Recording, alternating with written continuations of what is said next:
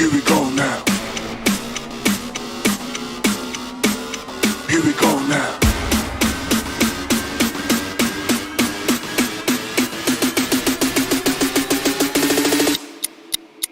Here we go now.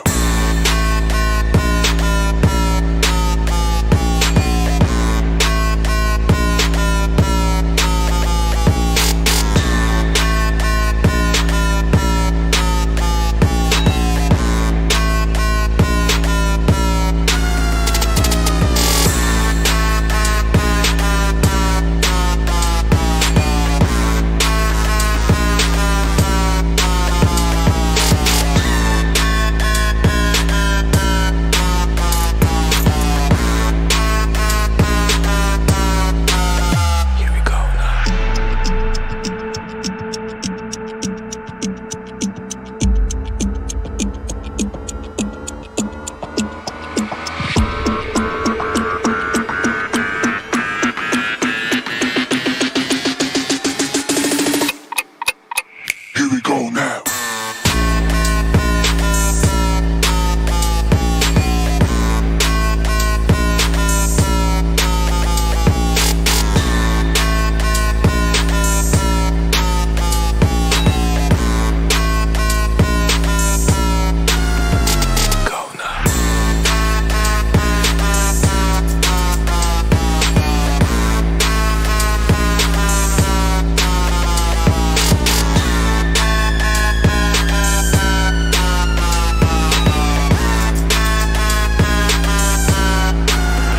we go now. Here we go now. Here we go now. Here we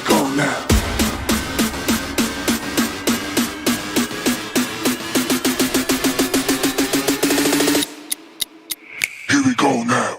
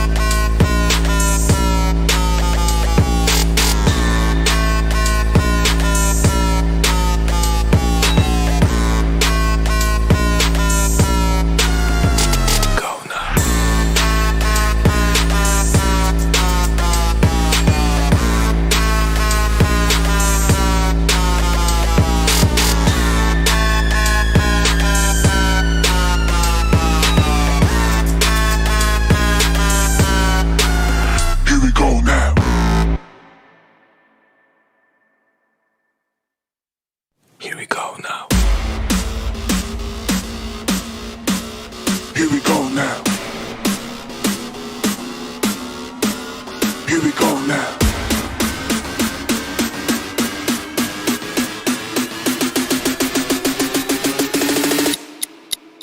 Here we go now.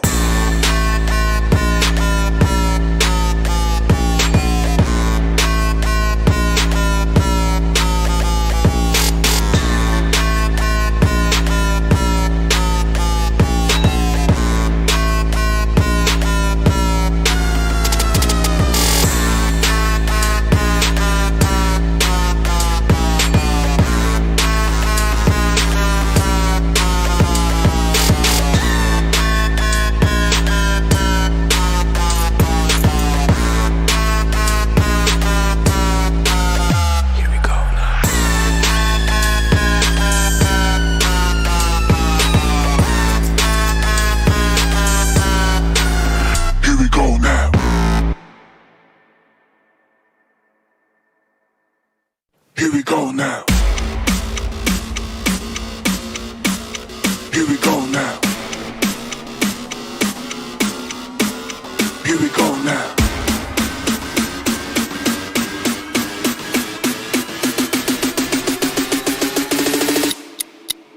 Here we go now.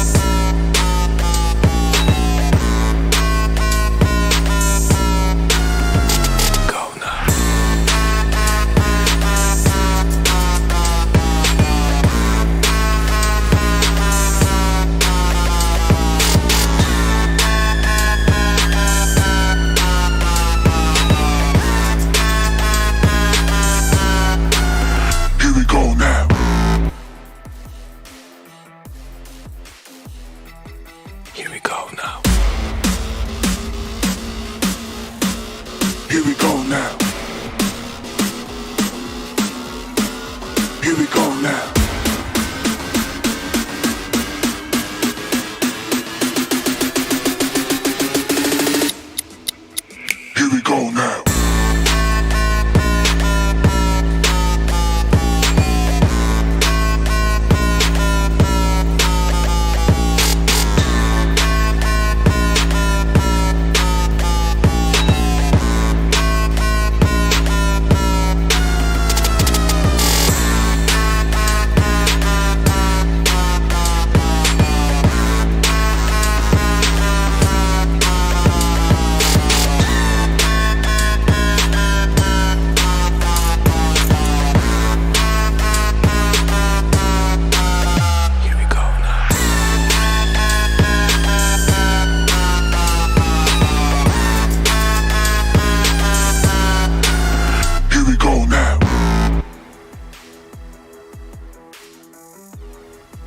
Here we go now.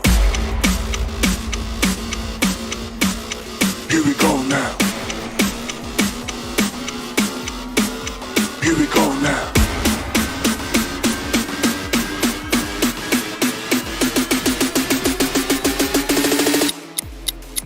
Here we go now.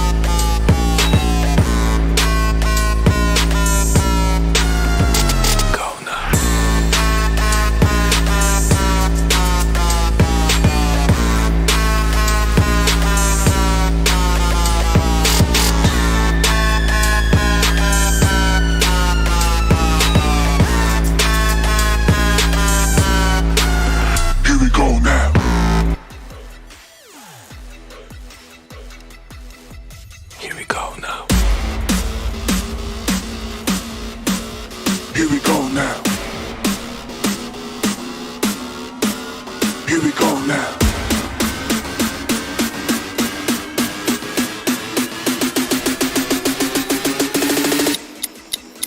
Here we go now.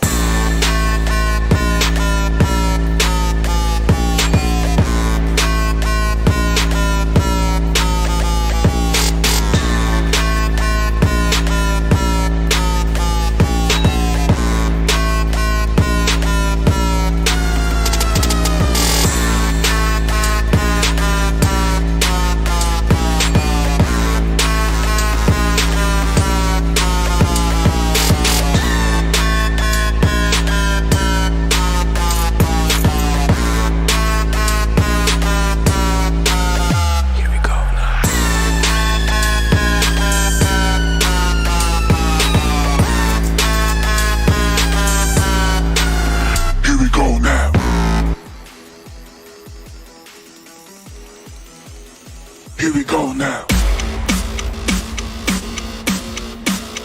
Here we go now.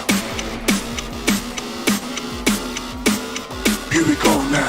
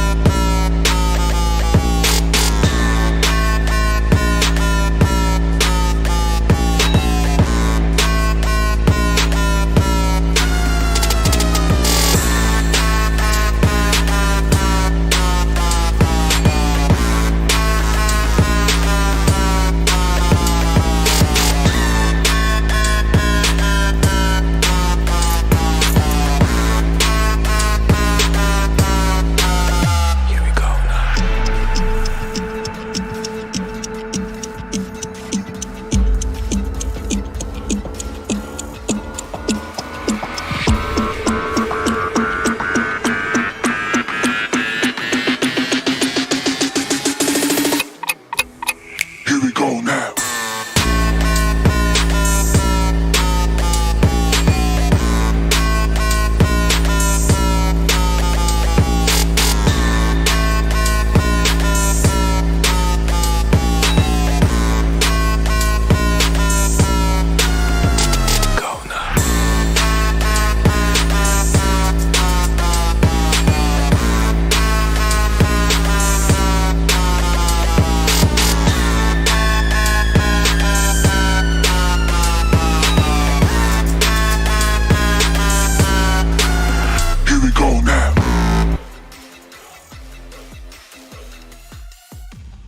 Here we go now.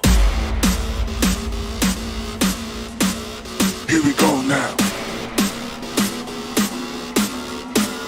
Here we go now.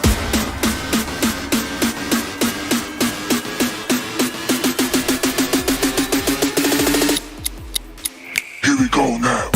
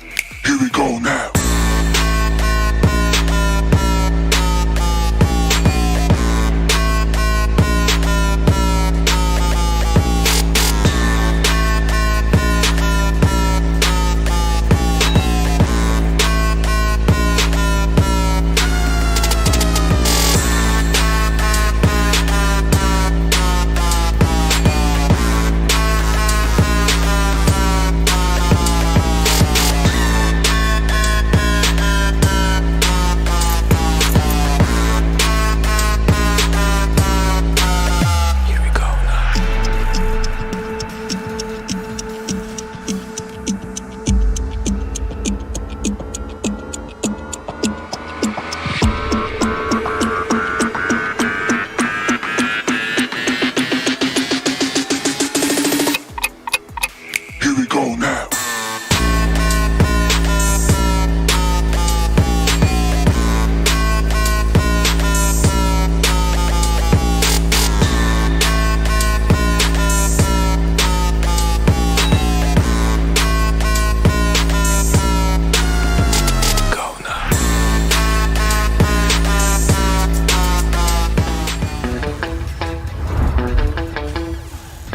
Keeping it real.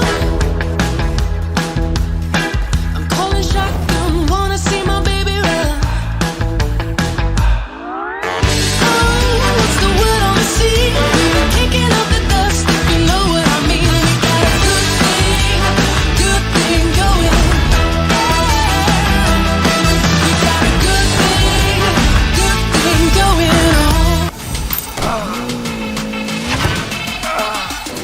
Make it clap.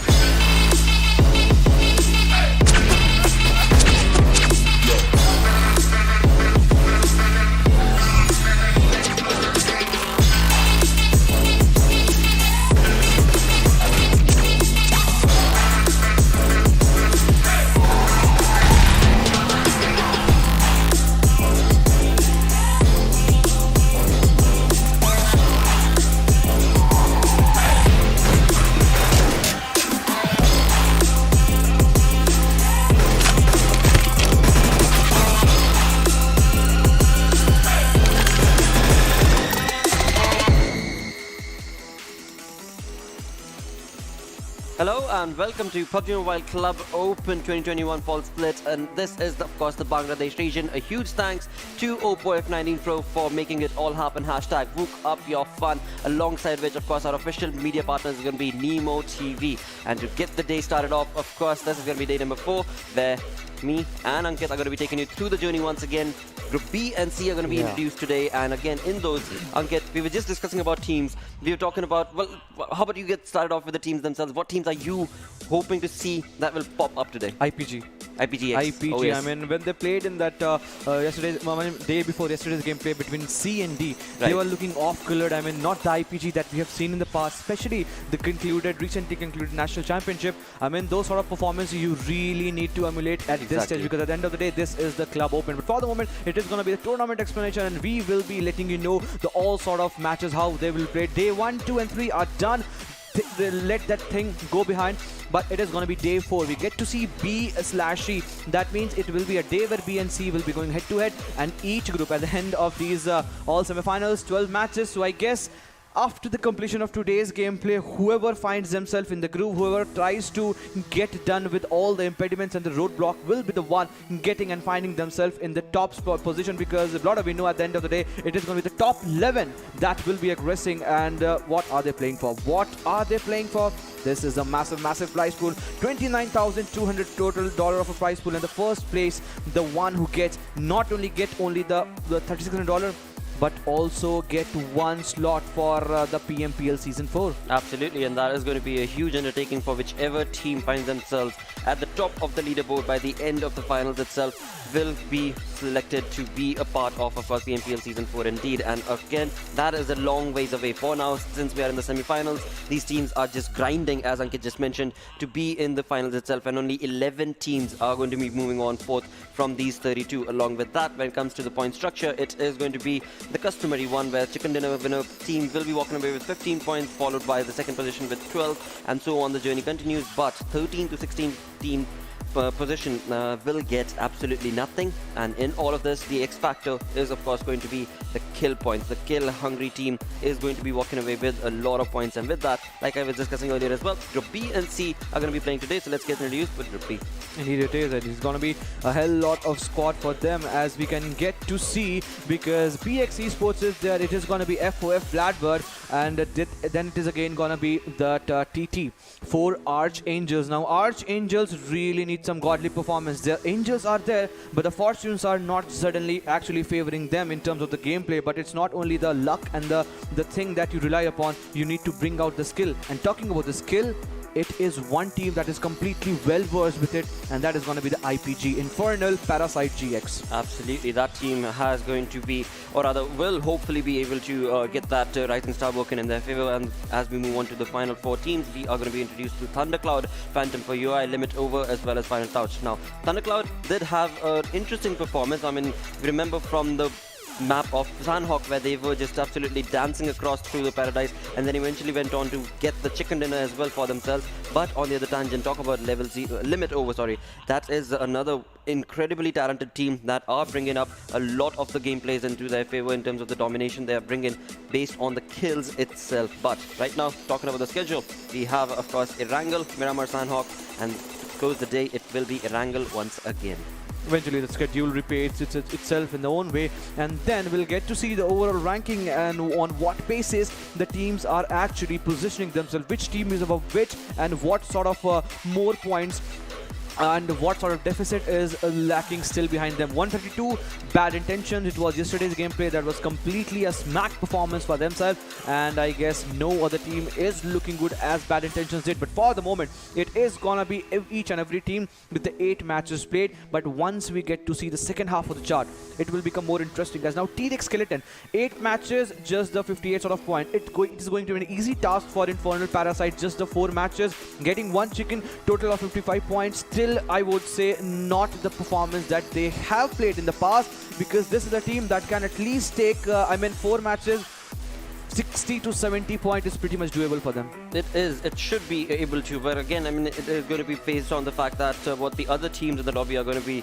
playing along with, and what sort of strategy will they be approaching this game with. Along with that, we do see, of course, Limit Over right there on the 12th spot with 25 kills and 19 placement points. So again, the kill-hungry team is what Limit Over has been showcased, and 25 kills is what they have. Of course, now the conversation is in the next 4 games that will be played today, what sort of a leap and bounds are they going to be creating as they find themselves, of course, on the second page, but will they be able to move on along into the first page is what the question will be.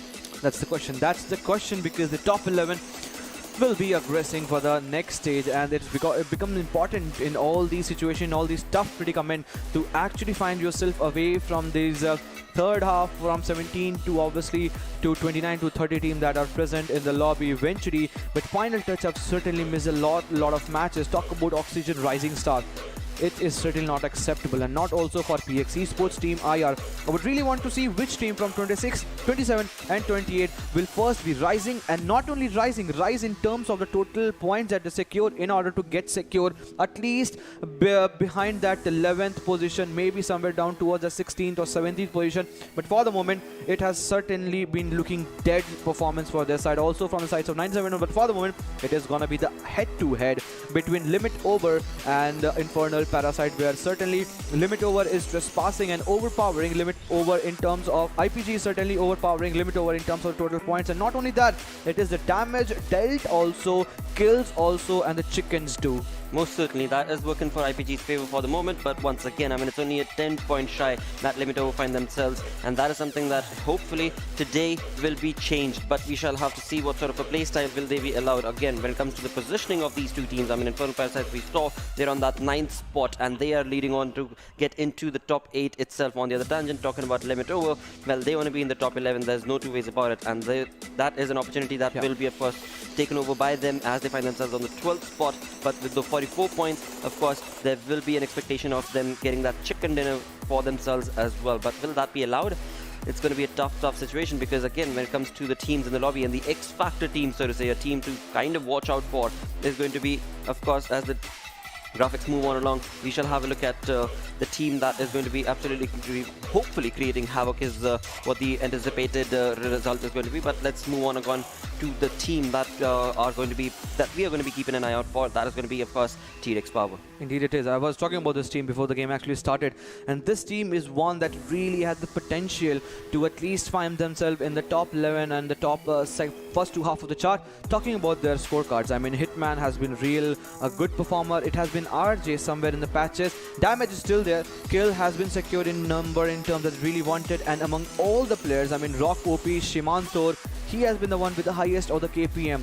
if TREX needs to perform, it is going to be RJ that really needs to smack other players in this lobby, because he is the one that not only the KPM, he is also the one that has highest average survival timing of 20 minutes 47 seconds, and then comes Shimantur. So Shimantur is the one that actually I guess maybe gives that assistance, and in terms of those cover fire that the team needs want to, but certainly Hitman and Rock OP needs to up their performance. But certainly Rock OP, we can get to see, yep, it is going to be the 10 kills. I just didn't see that half of the chart. I was so busy in getting the RJ's performance that I certainly forgot to see that it's Rock OP eventually with 10 kills, 1155 damage, and then it is RJ. So both the players have been really commending each other in terms of the performance, but we really need to see how the things are getting to panned out.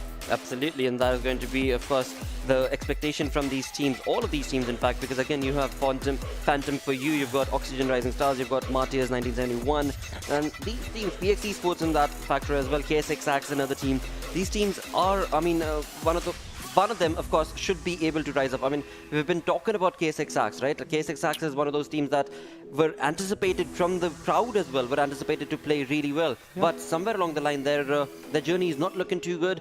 But now is the moment where they need to kind of bring up their strat, bring up the stats, and hopefully change the way that they have been showcasing their performance.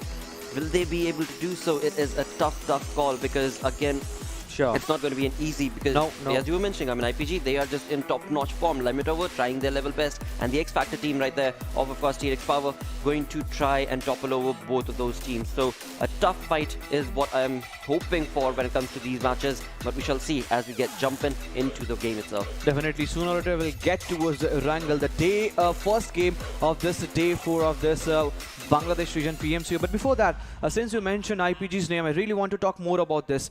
Now IPG are on the 9th position with, I guess, 55 somewhere to the points, and they just are 3 or 4 points shy away from the team that is holding after playing 8 matches that 8th position.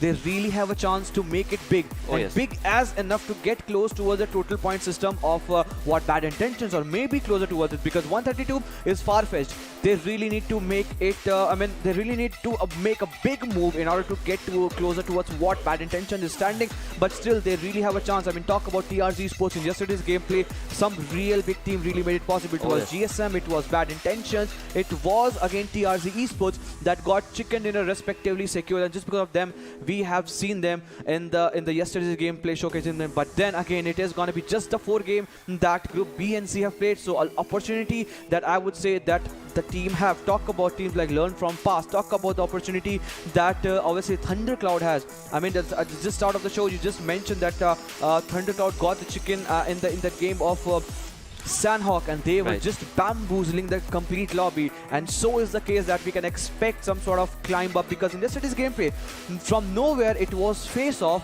that got the chicken in the last game of Erangel, a team that was not looking in that colored form, that was not looking prolific, but that was not looking sublime. But all of a sudden, this is PMCO what is all about. But for the moment, we have got the corporate producers, and we are dumping and diving right into the first game, and that is going to be of the Erangel. The flight path is already on its way from the area, from the southern side of military base, and it is going to be Thundercloud Bulbul that we are seeing for the moment. I guess the flight path will be completely dissecting, and yes, it is 50% of the total area is being dissected by this flight path. That means each and every one, apart from some teams, and since it is not TRZ Esports that love to go towards the area of Primorsk, I mean, rest of the lobby, rest of the team don't generally tend to go towards the same area. That means each and every city is up for grab. Most certainly is going to be the case, and the teams that are going to be starting right off the bat, the dive is going to be from the side of IPG as they move on down towards Novorupna. Along with them is also going to be Exitron, Red Army, ATR, who are going to be falling back onto the military base for the moment itself. On the other tangent, we do have the other teams who are slowly and steadily, of course, going to be making their rotation down towards Milta and Milta Power, where we do see the side of course, TP right there. And this team also is going to be absolutely phenomenal to witness and watch as to what exactly sort of a play are they going to be bringing to the table. But that is not all, because after all, this is, as of course Ankit was mentioning, PMCO's best of the best teams, where indeed one good game can lead you to some amazing results, and hopefully the teams today are going to jump in, dive into the action right off the bat. For now, talking about early contestations themselves, that certainly does not seem to be the case, but it's only a matter of time before we jump in with the zone getting down to the northern side of the map. An interesting shift coming in, and that is going to be showcased by what sort of a rotation IPG end up making. But for now, of course, the main focus is going to be the loot. The loot, the loot. This is where the teams, of course, are going to be chiming on along and getting the loot segregated and sorted for themselves. Yasnaya seems like an interesting place to be keeping an eye out for, where we do have, of course, the team of Levitt over very close to proximity of Phantom for UI. And this team, both these teams rather, can be anticipated to take on an early fight. No problem whatsoever for Thundercloud because they are holding the Pachinki, but certain problems are there for the teams that are holding the southeastern part of the circle. Talk about learn from past, talk about FT. That is gonna be a final touch. Thankfully, I guess they are playing for the moment, but it seems that certain teams might be facing trouble. But a wise decision from IPG, because somewhere down the line, they love to go towards the area of Novorupnaya. But since they have played in the part with GSM in the lobby, with Gremlin Storm in the lobby, we have seen that they have just averted and have not loved to go towards the Novorupnaya area. Since it is not GSM in the lobby, they have finally went towards their safe haven. But the question still remains, Blooder, that the teams know that IPG loves to go towards the area of Novorupnaya when it is not Gremlin Storm, and that is also known towards for the team that are in the lobby. It can be a perfect moment where teams like Team IR and also teams like KSX that are holding the Milta and the farm area, they are in a split, and they can eventually shatter their hopes and just trying to bring a lot of fathom onto them. That can be certainly a case. But as soon as the circle made a shift, Martyrs Epsilon are completely on a roll, and getting control of the Stolber hills and those hillocks and those mountains can be the best part for them, because we have seen in the past, any team, whoever gets control of those big hills, those mountains, those altitude, it can come really into the play. But for the moment, Yasnaya Polyana is the action of contestation, as we are getting to see Phantom 4 complete in the closure around the area where limit over players are actually positioned. LO's players are having good sort of merry time, but since Yasnaya Polyana is a big CT, I mean, we have seen in the past in yesterday's gameplay also, and eventually at the start of the game and in different regions also, we have seen teams that who love to go towards the same area. There is one option, and that is a fallback, and that is certainly possible.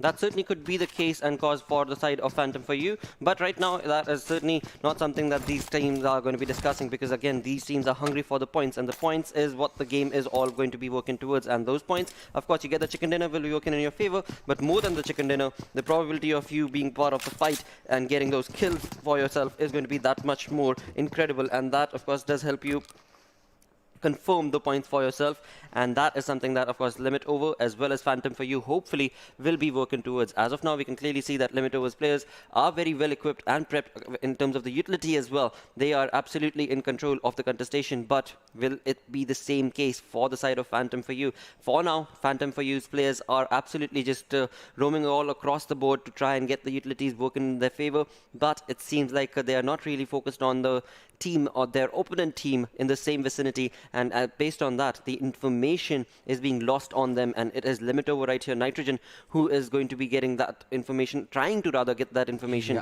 onto his opponent's team, and of course will be relaying it to his teammates. Looking onto the minimap, we can see that it is a bit of a flank angle that has been created from the side of Limit Over. But for Phantom for you, now is the moment where they do need to start working towards where exactly is their opponent team. What sort of a play can they actually make in that area? If not, it is going to be them that will be caught off guard. And on the other tangent of the map altogether, we do have TP that moved on down towards the Milta region, has taken a fight of their own. And definitely it is going to be the final touch the team that has finally joined this lobby in today's gameplay, are getting the better half of this these shots that are coming in. RJ is pretty much close, and we were talking about TREX powers and the overpowered gameplay that they have played in the past. Now, since RJ is on a run, he's pretty much close to where he can be spotted on by Old Boy 24, and he is running out in the open. He is hungry for the kill, but is this approach wise enough to take down the players, or will he be taken down, as the player have now just fallen themselves away, have retreated from this situation, and all these fights are happening on the southeastern side of the map, closer to where we get to see those Milta areas, and just because of that, they are just 480 meters apart. And now RJ has duly noted the rotation. The player are falling themselves away, and sooner or later, it is also going to be the TREX power that will be finding themselves. So straight right of the go, it is going to be final touch that didn't find themselves indulging into the fight, and just because they lost a lot of match, they need to get all these placement points because they are in a deficit of just a lot of total points and also a lot of matches. That is so true indeed, and that is something that hopefully FT will be trying to complete in today's game. And of course, the games themselves is going to be a questionable mark because, as Ankit just so perfectly mentioned, Final Touch have only played those few selected games, and just that resulting is well, them losing on to the opportunities. But today, of course, that opportunity is going to be favouring them. But only question is, what sort of a play style are they going to be making? For now, of course, we can see that they did get a knock but were able to get a revival as well and have moved away from the entirety of the situation with the 3-man squad that this team has jumped into this first game itself. It is going to be a tough situation for them, very tough. because the lobby is looking absolutely decimated. Definitely, I'm 100% agreeing with you because not only that they are playing with a deficit of a lot of matches, they don't have experience playing in this lobby. They have not only missed the matches, they have missed all this experience that other teams do carry on their collar in order to take the fight. And since they have not played a lot of matches, it's just the 74 average damage that the whole team secure, 2 total points, and they are on the last half of the chart. Talking about this, one team is also not on the last half of the chart, but not pretty much good in the positioning and total point system, and that is going to be of PX Esports. I really expected these lads to actually perform, but till now it has been a sad event for them, and this certainly needs to be changed as soon as possible. Talking about that, turning the tables, turning the fortunes, and sealing this fate, it is gonna be Infernal Parasite GX, 9th rank, 55 total points. I'll have my keen eyes because you get to see 1082 damage. This is something that is really looking optimistic and hopeful for them in terms of the lead that they can secure in today's gameplay. That certainly would be the case and cause for this team, but again, will the lobby allow them to bring in that sort of a decimation is where things can get a little tricky, because we have seen so many times that teams get caught off guard as they make that rotation, or when it comes to the passive approach itself, it is the circle itself. When it comes down to the circle, 4th and 5th circle, where we jump into that 15-20 minutes into the game, that is when we still have 12 teams remaining, and third parties become the prominent cause of trouble for so many of these teams. So those sort of situations and fights is where things can get tricky for the side of IPG. But again, we do know that the skill point is going to be favoring IPG. And the other tangent, it is going to be Team IR, who seem to be taking a fight of their own. And on the other side, on the receiving end rather, from the looks of it, it is going to be, well, not looking good for TP. Wow. It is TREX Power who has already lost one of their players, and Gyro God will be lost to the cause. Indeed it is, and IR is the one, I guess, that is putting a big dent. But in all these fights, there is also exit Sean's red army that is coming into the fight. But for the moment, it is no stopping. The Mary is just not ending for them, and it is not looking good for them as they are in a misery as the players are trying to take them down. It is going to be obviously KSX that are trying to play an influential game and an instrumental role the players are playing with all the McLarens and all the vehicles being parked under this squad house that we get to see. It's a brilliant way to actually emerge into a fight because they are holding the important compound for the moment. But then the question again remains, is that enough for them? Will that circle be favoring them for how long? That is going to be the question. But certainly a big blow in the early stage of the game, and all the players are duly noting, okay, it is okay that Hitman is peppering the bullets onto their head, onto their shots, onto their vehicles, but once the circle is bound to get away from TREX Power's player, when they make the rotation, they will have to face on the onslaught. They are putting every player, each sort of player that are coming in, but still with no success. IPG's Dictator was pretty much close in the vicinity, was under the crosshair of Hitman, but till now, Hitman hasn't been able to give at least 1 pixel of a damage. For now, that certainly looks to be the case for the side of TREX, but eventually, having lost one of their players, that's of course going to be Gyro God, they are brought to a 3-man squad, and now so many teams making rotations right next to them, it is going to be tricky for them to, of course, get into the comfort. For now, of course, they have been able to take a lot of shots onto the teams right around the corner who have been able to make that rotation. And also talking about those rotations itself, it was Team IR that was looking pretty strong. It was KSX Stacks who were able to move on along and get themselves into the safety of another compound itself. But for the moment, when it comes to those kills, when it comes to those knocks, that certainly has not been the case for any of the teams. But on the other tangent, when it comes down to, of course, TREX, it is, well, a tricky start because Team IR were the ones who were able to get that knock confirmed into a kill and a point, and that is the number that we can see. One defeat in favor of Team IR, and as the team progresses on along, now they're going to have to be very, very cautious as they progress on to try and get this game working in their favor. They do have their crosses set up towards the compound that is going to be south of their location, and in that, it is going to be none other than KSXX who have made the rotation down, and Team IR can have a better advantage of this because they do have the hill approach working in their favor, and they will be able to pincer down the movement from KSXX, but that is only if Team IR decides to do so. For now, that is not something that they are working on. On the other tangent, talking about final touch. Team that is finally joining the lobby itself, where the 3-man squad are finding themselves into the ruins area as they get their loot all perfectly set up. Yeah, it is them finding themselves in that area for the moment, and UMP is the one go-to gun. We have seen in the past, I mean, a lot of UMPs are being used, but it is the one team that is getting the better half, the area of Stolberg area where they're finding themselves into, and they are looking good at the moment. I told you, brother, one who gets all these hills into contestation, and the stronghold is gonna be the one that will be getting the better half of this match. And talking about that, it is gonna be FOF BadBlood. We haven't talked much about this team. This team has been out of contestation every time we have seen in, not in that move that we get to see, but since the circle has still made a central shift, it is bound to maybe finish downtown towards the area of Stolberg, and in that doing so, it is going to be the Archangels and also Final Touch that will be getting a most of the favor. But a longer rotation has come in from the sides of KSX that are trying to enter into the circle from the other side. But I really feel sad for the guys of Martyrs Epsilon. They were just waiting. They were just waiting that the circle might come into the lab, but all of a sudden they have been thrown away from the circle, and the player are just not able to process for the moment because it has been 15 seconds and now they are going for the moment. But on to the other hand side, it is going to be Exitron Red Army that really can play all the ridges, and the entry is pretty much possible for them. With a safe entry, they can make a move, but sooner or later the fight will erupt, and not only erupt, it will explode because all the colors are slowly and steadily marching into the circle, and in doing so, it is gonna be IR, Team IR, that can become the center line of the circle, and that can become the center of attraction. We can get to see some shots are being fired on from the side of Phantom 4 UI, and I guess that might be onto the players of Team IR. Well, for now, it is getting really crowded in that zone indeed, and as it comes down to Martyrs 1971, they haven't been able to make that rotation, but as they do so, they are also going to find themselves very close to the vicinity of ATR's rotation indeed, and on towards the circle itself, in towards the circle itself. It is Team IR who are trying to move on along. They have already lost one of their players, thus only 2-man army is what this team is, and making that rotation, and in the minimap, we can clearly see so many teams around the vicinity of that position that Team IR are trying to rotate through is not going to be an easy task. Exactly what we were talking about perhaps 6 to 8 minutes earlier. This is the third zone and 15 teams still alive.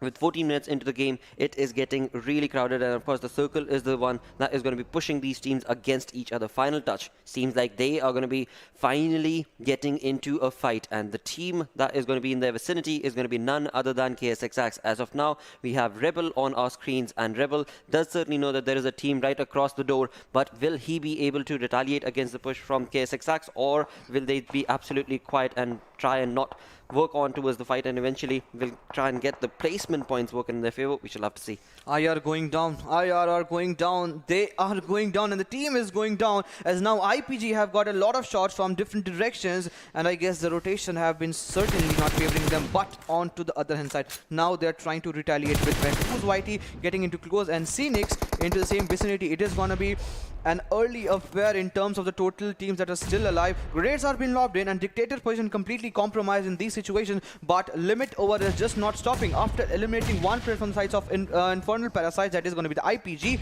Now Dictator's flank angle, if it comes from the backhand side or tries to lobby that grenade correctly around that shark area, that can be the opening that the IPG are really waiting for. But it seems that Sayam is being knocked down and he's being given the revival, and since Dictator is getting to the flank angle, Nitrogen, it seems that he has spotted it down. He is now under the smoke. A thick smoke cloud has been created, thus blocking the complete vision that IPG could get the control of. But now IPG, being the smartest one here, is trying to just scroll down. He's being the snake, but he needs to lob in one grenade. He realizes that all the players are positioned in the same directions, but now it seems that it's too late as the players are now falling themselves away. Will they be able to bring one knock, at least one, while they're trying to traverse? It seems that it is far-fetched. It is a lost cause indeed for IPG. Tried their level best. They created the flank as well as they moved on along, but it was Limit Over who got the better half of their fight. In doing so, they were able to get away from that situation, but now they have been separated. And again, when you talk about the mini-map, it is just full of so many different colors, and because teams are spread all across the board. And PX on the kill feed, we can clearly see, are taking a fight against the players of Thundercloud, where Thundercloud as well as PX are chiming in, but it is also a third-party situation from the looks of it, because and Archangels are also being a part of that exact same fight, where indeed moving towards KSXX, they've got this perfect setup towards the edge of the zone itself, and Martyrs 1971 are the ones who could very well push on along this compound and create a bit of a troublesome situation for KSXX. For now, they will certainly not be deciding to do so, as we see Martyrs 1971 running away from that fight.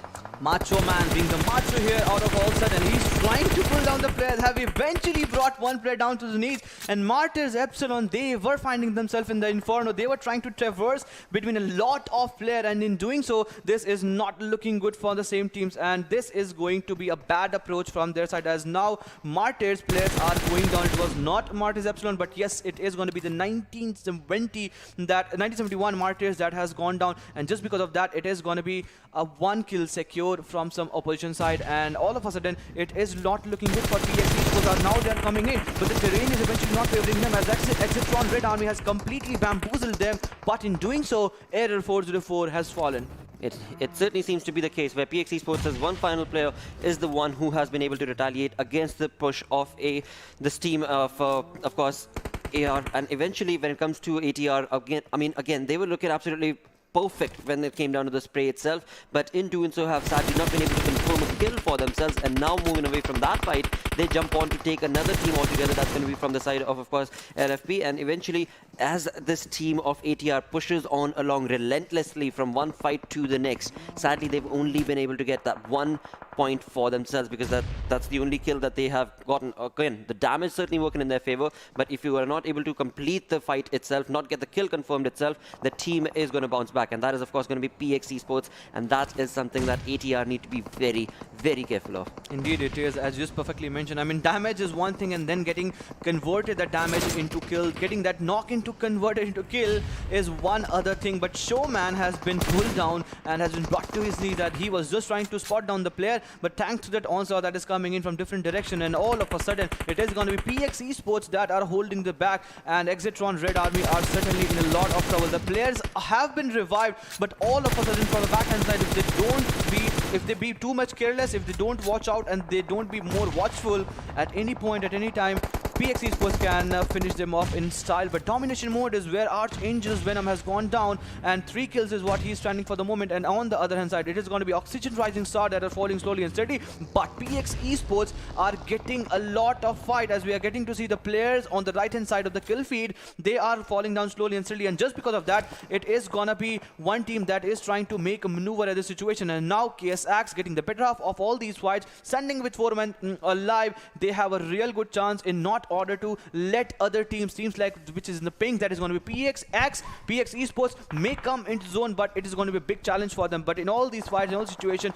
we are heading towards the 20 minutes of the circle, where there is a lot of team alive, and most importantly, it is the ridge, it is the mountain that are being converted and getting hold control of it, with Novobot being knocked down. What a grenade straight onto face from the sides of Sweet Love. That was a sweet knock that came in, and he secured in his own favor. We have to still wait for that if the kill gets secured or not, but on to a different direction. There is a lot of fight erupting, and all of a sudden, if we watch the minimap, there is a lot of commotion on the northeastern and northwestern side of the map, but on the southern side, there is no news. The peace is settled, but as you just mentioned, on the eastern side, the fights are slowly and steadily are getting settled up. Most certainly are. Thundercloud right here on our screens trying to get that perfect use of utility for themselves. They have been able to confirm 2 kills for themselves, but eventually they do have a knocked player, surprise right there, and he will be given a revival hopefully soon. But as they do so, they are of course popping down those smokes to be able to be in a part of a better fight. They do have to have the cover of the smoke itself. Moving on along, of course, as was discussed earlier, we are 21 minutes in. This is the 5th zone being drawn, and 13 teams are still alive. So there are so many teams in this small little area that finally it is going to be a very tricky affair for these teams to transverse, because eventually third parties is what can be expected from all of them. We do see the Esports' all 4 players are alive, thanks to of course the onslaught that ATR tried but was not able to confirm the kills for themselves. PX Esports have been able to get that get their teammates revived altogether. On the other side, KSX are also taking on some fights. They were the ones who actually did pincer down PX Esports for a moment a few minutes earlier, but now they also are pincered down themselves because they have so many teams surrounding them. On the other tangent, it is going to be PX Esports that have once again taken a knocks, and this is not looking good for them. Sanhok bring that important knock that they were seeking for. One more knock, one more player goes down, and not only that, all the 3 players onto the knees. And not to forget about KSX, 1 player is on the backhand side. If he tries to do something else, he will be taken care of. And I guess it is the Demon that is just giving all the raw information to the rest of the player of KSX, that in order to get that grenade perfectly into the smoke cloud. But now it is going to be Heaven that, realizing the fact, he knows that it is 1 player from the backhand side, from the sides of KSX, and that is Demon that is now trying to restrict the movement of PX Esports. But all of a sudden they have been sandwiched in terms of the split with which they have been outplayed. But Heaven, realizing the fact, he's taking the TPP angle, but all of a sudden it seems that Demon has not realized that he can be at any moment pulled down, and Heaven now he will be trying to take him down, as now he was also pretty much on his toes. But moving on to some different fights on the eastern side, it is going to be Phantom 4 UI that is trying to make an entry into the zone, and this is not going to be an easy task because it is going to be an Archangel that is pretty much close towards them. And now Demon should have been taken down, but no, a lost opportunity is what I would say. Well, in doing so, it is going to be Demon who shall push on to the placement of PX Esports' final player. That's going to be Heaven right there, who has the cover of the McLaren, but eventually he will be able to get Demon and will be able to get that revenge, because his teammates were brought down to their knees and then sent back in the lobby, all thanks to Demon. But eventually the revenge will be taken on and the kill point will be confirmed for the side of Heaven of PX Esports. As you move on towards the other side of the fight, it is going to be Phantom for you, who are now finally chiming in to the arena and are taking on the fight and onslaught to the names of KSX as well as ATR. But for now, of course, it is ATR who are absolutely in control of so many fights. They are completely decimating and destroying the teams that they go across, because they've got 7 kills for themselves, 8 teams remaining, and so many of these teams that we are jumping from one to the other have all 4 players alive as well. So an amazing turn of events on this first map of Erangel. Angels are playing it to perfection. It seems that now the PUBG God are favoring them, because they are not only playing it to perfection, they are getting the better half of the edge of the circle, because the 6th shift certainly favored them. But all of a sudden it is going to be Archangels against Sweet Love taking that knock onto obviously limit over square. But Sweet Love in doing so has been spotted down, as he given a lot of sound cues, and this is not going to be an easy task. They need to take down this one big team that is going to be a Phantom 4i. In yesterday's and the day before yesterday's gameplay, we didn't see much of Phantom's UI gameplay, but since they have gotten all the 3 players into the zone, eventually this is a good sign for them to at least get 1 chicken, or maybe get close towards the 1 chicken, as now we are heading towards the 7th circle, and still a lot of players alive. Talk about MARTYRS 1971 player, they are still alive. Talk about other teams players, they are still alive. The certain teams are still surviving with just 1 player standing, and they are just playing with the placement points. They are fighting their heart out and just waiting and watching for the other teams to find themselves in the fight, and then in all the situation, then they will be trying to take the advantage. If the players are trying to take the fight, they will be trying to make that third party situation, and that can result them in certain good points. But certain teams are just not stopping. Even if they are surviving 1 player, they will be trying to take the fight, as now MARTYRS 1971 have made a big blow onto some different players, onto different direction, but KSX have certainly not left the positioning that they were holding. And all of a sudden, since the zone has gone away from Exitron Red Army, things are looking bleak for them. Well, KSX also need to be transversing to get into the comfort of the zone, which is going to be 27 meters away for the players right there. On the other tangent, it was a perfect spray onto the players of course, the dominating team of this of this TRA that has resulted in a perfect 9 points for themselves. So amazing skills being showcased, but will it be enough? We're on to the 7th zone, and in 5 seconds that is also going to be pushing on along with the blue zone, and that is going to be pushing these teams. 6 teams that are part of this entire saga are absolutely clustered throughout this entire event, and in that it is KSX who are going to be perhaps getting the better half, but will ATR allow them to do so is going to be the conversation, because they are sitting on 10 kills for now, and ATR just absolutely abysmal performance from this team. And Martyrs 1971,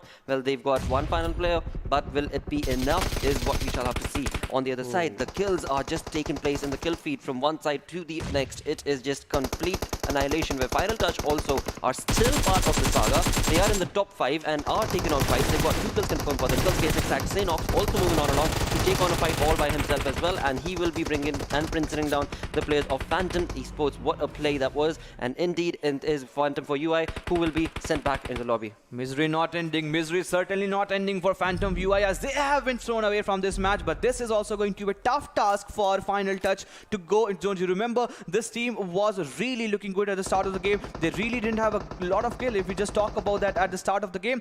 But since now they are in the zone, now since they are on the edge of the circle, they are 3 men strong, and this is what the team needs. But Exitron Red Army, in all this situation, I guess this is the one team that might get the chicken secured, just not let the numbers go down in the way. Since now PX Heaven have been completely pinned down, PX Esports getting eliminated, and thanks to that also that has been brought down by the sides of Final Touch, and all of a sudden Final Touch are taking fights in multiple directions, from left to right, from center to mid to back. They are gobsmackingly performing it to perfection, as now Rebel has spotted on some of the players from sides of Exitron Red Army, and all the 4 players have come in this far. But no, this is not going to be the case for long, as Macho Man has been brought down, and it seems that he's the 3rd knock in this match, and he really needs his assistance for the moment, as now KSX is also pretty much strong at this moment, with Rebel using utilities to perfection, but still falling just 2-3 meters short. Had there been one more grenade follow-up onto the side and just one more bounce straight into the lap of Exitron Red Army, things could have certainly looked different. But Final Touch, one good split, all 3 players in different directions.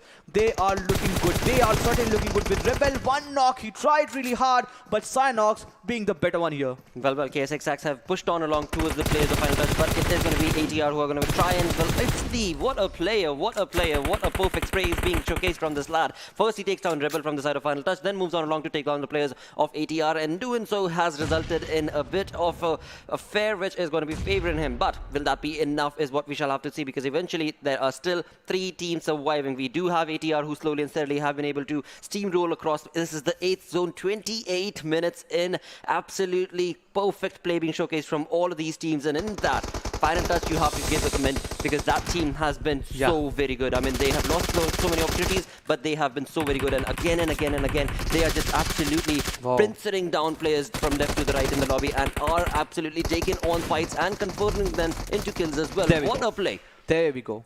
There we go. Final Touch getting the chicken, and we talked about this team all of a sudden.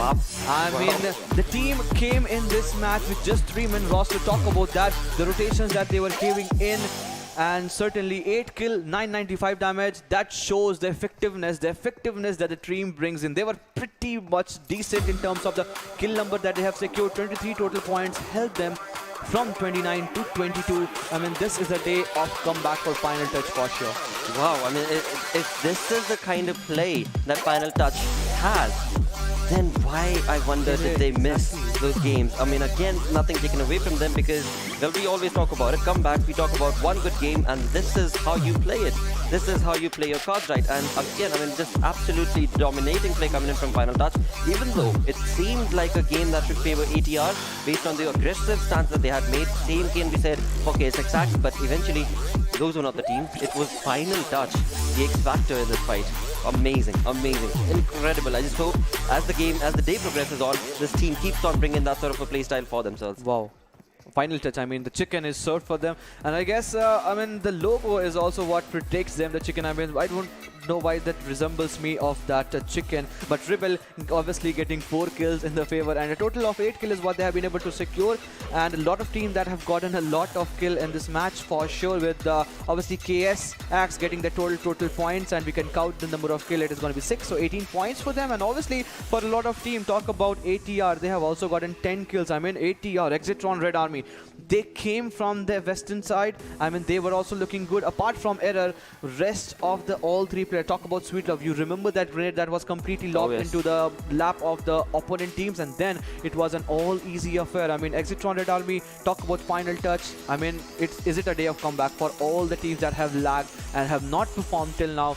Maybe this can be a case. It could be. It certainly could be. It seems to be the way, because again, when it comes down to that final fight and the teams that were part of it as well, it was the X Factor from Final Cut that absolutely just perfectly Final Touch showcased that, yep, we will have the final say in the fight, and we are going to be the ones who will run away with that chicken dinner for ourselves. And again, I mean, there's nothing stopping them pretty much, because the way that they were so aggressively making a stance against the 2 teams, KSX Axe as well as ATR, with, again, just a 3-man squad. So perfect play for this team, but we shall see what sort of a play style will they make when it comes down to the second game of Miramar. But right now, talking about the play style, I mean, there was these kills, kill hungry teams, but in all of that, I wonder who the MVP is going to be, because, well, we are looking at IPG, who were not able to be a part of this fight, but ATR were absolutely just completely dominating in this lobby. With 4 kills. It is going to be Sweet Love getting the MVP slot with 27 minutes of survival time,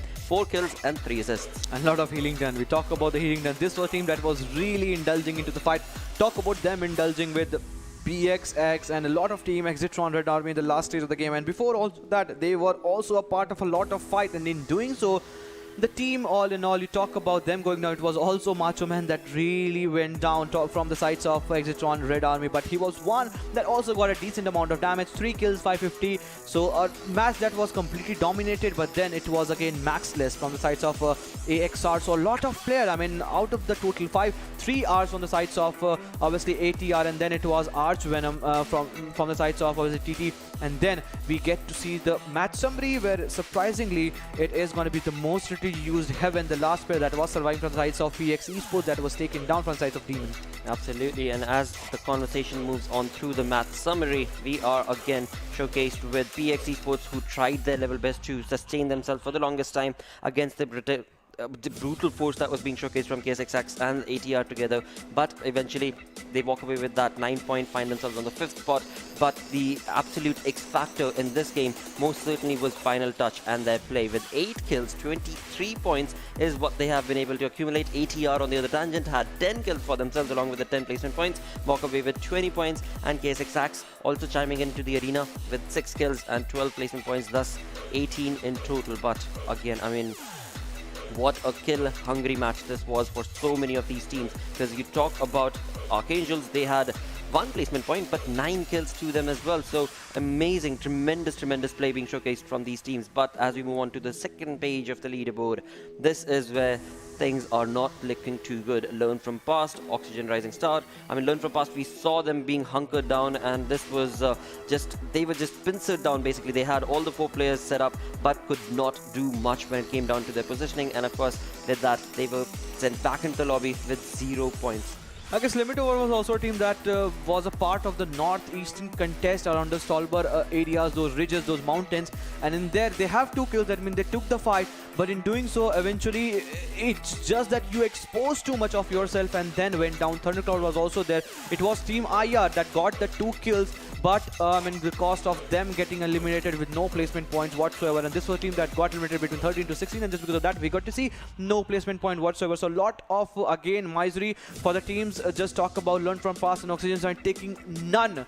0 is what they're standing for the moment from this match, and I guess, I hope, and it's the only option, it's the only right way that we get to see the teams might be chiming on, because still it is going to be the 3 games left for the day, the Miramar, the Sanhok, and the day ends with the Erangel. As we have been saying throughout this whole course of journey, it is the way the match actually pans out. But TREX Power, this was also a team that really relied upon the placement points. The player were pinned down in the early stage of the game, if you remember, and that were there because that's where they found themselves in a positioning points where they got that 2 important placement points, but was just not enough for them, because at the end of the day it was just 2 that they secured. But a good comeback that we talk about. Final touch, I mean, missing a lot of games, having no experience whatsoever to playing in this lobby, but certainly this was their game. And then we head towards the Oppo F19 Pro moment, where we're reliving and getting to see what sort of moments that we might have missed or we would love to witness again. But then again we'll get to see what sort of performance that was actually happening. And it was 17th minute from where it started to get the fight getting exploded, because in 17 minutes we have 15 teams and 50 players alive. That means the players are playing passively as much as they can. This is the moment where LFP were absolutely caught off guard, and it was absolute destruction from the side of ATR that brought them down on the other tangent. KSX Sacks were the ones who pincered down the placement of PX Esports, and it was just this moment where the revenge was finally taken, but thus leaving with, of course, KSX with 3-man army. And as the journey continued on, it was a very perfect approach from the side of Final Touch indeed, as they took on those fights again and again and just completely turned the tides up in their own favor. KSX Sacks and ATR were busy, and this is when Final Touch completely knocked the charge off this lobby and got the chicken dinner for themselves. Indeed, so was the case, as we just got to see. And then it was an all easy affair for Final Touch. The last player was surviving, but surviving on that bushes, it was just not enough for them. Infernal Parasites have gotten not a lot of points, but still enough, just the 3-4 points that we're talking about, and that has brought them on the first of chart. But now they need to take the point on a regular basis. Consistency needs to be there, because Faceoff is the one that is surviving and is present above them with 9-point difference. And then it is a big jump that they need to do, the team needs to do, and then it is the century mark Gremlin Storm. So a lot of work, a lot of things to do for Infernal Parasites, as they are now at the 7th position, but still not looking pretty good in terms of the total things that is secured in the last match. But certainly KS Axe have now started making a comeback, and they will be giving challenge to IPG, as now all of a sudden getting close to where they actually want to be. 52 total points, not far away from where IPG is standing, is also one team where Limit Over has actually started to chime upon. Well, looking pretty neat, looking pretty good, this page right here, where we do see TREX Power jumping on, of course, onto that 15th position for now. So again, it is going to be the top 11. That is what the fight is for. That is why, because 5 teams have been invited, so top 11 will move into the finals. And as of now, it is looking, well, contestation is the name of the case, and that is what is being showcased from the entirety of these teams, all the 4 groups eventually. But as we move on to the 3rd page of this entire list, it is ATR right here who move on and get a better half of this fight altogether, because of course we saw them get a lot of kills this time around, and have hopefully will be able to bring in that sort of a play to bring themselves to the 2nd page of the overall rankings. But Thundercloud, Phantom for UI, I mean, these are teams that are going to have to do a lot better to absolutely completely control the lobby, because the competition is so fierce. It's not looking easy for the teams who find themselves pretty much from the 20th to the bottom 29th. I mean, what to say about teams like Oxygen Rising Star? Been consistent in terms of 1 average from each matches, 5 matches, 5 into 1, that makes 5. I mean, this sort of consistency I love, but not certainly when finding themselves at the 29th position. Then it is also one more consistent team, that is gonna be Team IR. Not much above Rising Star in terms of the 1 point that they're securing. I mean, also the numbers are looking good. 4-4. I mean, the sharing is good, but that 4 needs to be increased. That 4 needs to be increased to 14, 24, maybe somewhere down the line. And then they will be eventually getting the favor, because the top 11 will be aggressing. Martyrs 1971 is also one team that needs to be looked off. Martyrs 1971, they were just being pinned down when they were trying to make a rotation. I mean, in these sort of closeness area, you are getting the number, you are getting the shots. You have on the top left screen that how much players and how much teams are alive, and that rotation was certainly a foolish one, I would say, because you are amid a lot of ruckus. The fight is already on, and you are traversing with the US. One player was eventually thrown away from that US with the running US, the running spray that caught off guard by the sides of obviously it was PX Esports, and then it was them finding themselves away from that group. But certainly they need to put up a mark and put up a performance. Most certainly true. I mean, that is the same case that Team IR also found themselves in. But again, that was just first game taken care of. We've still got 3 more games remaining for the day. But before we jump into game number 2, we're going to go on a short little break. Be right back.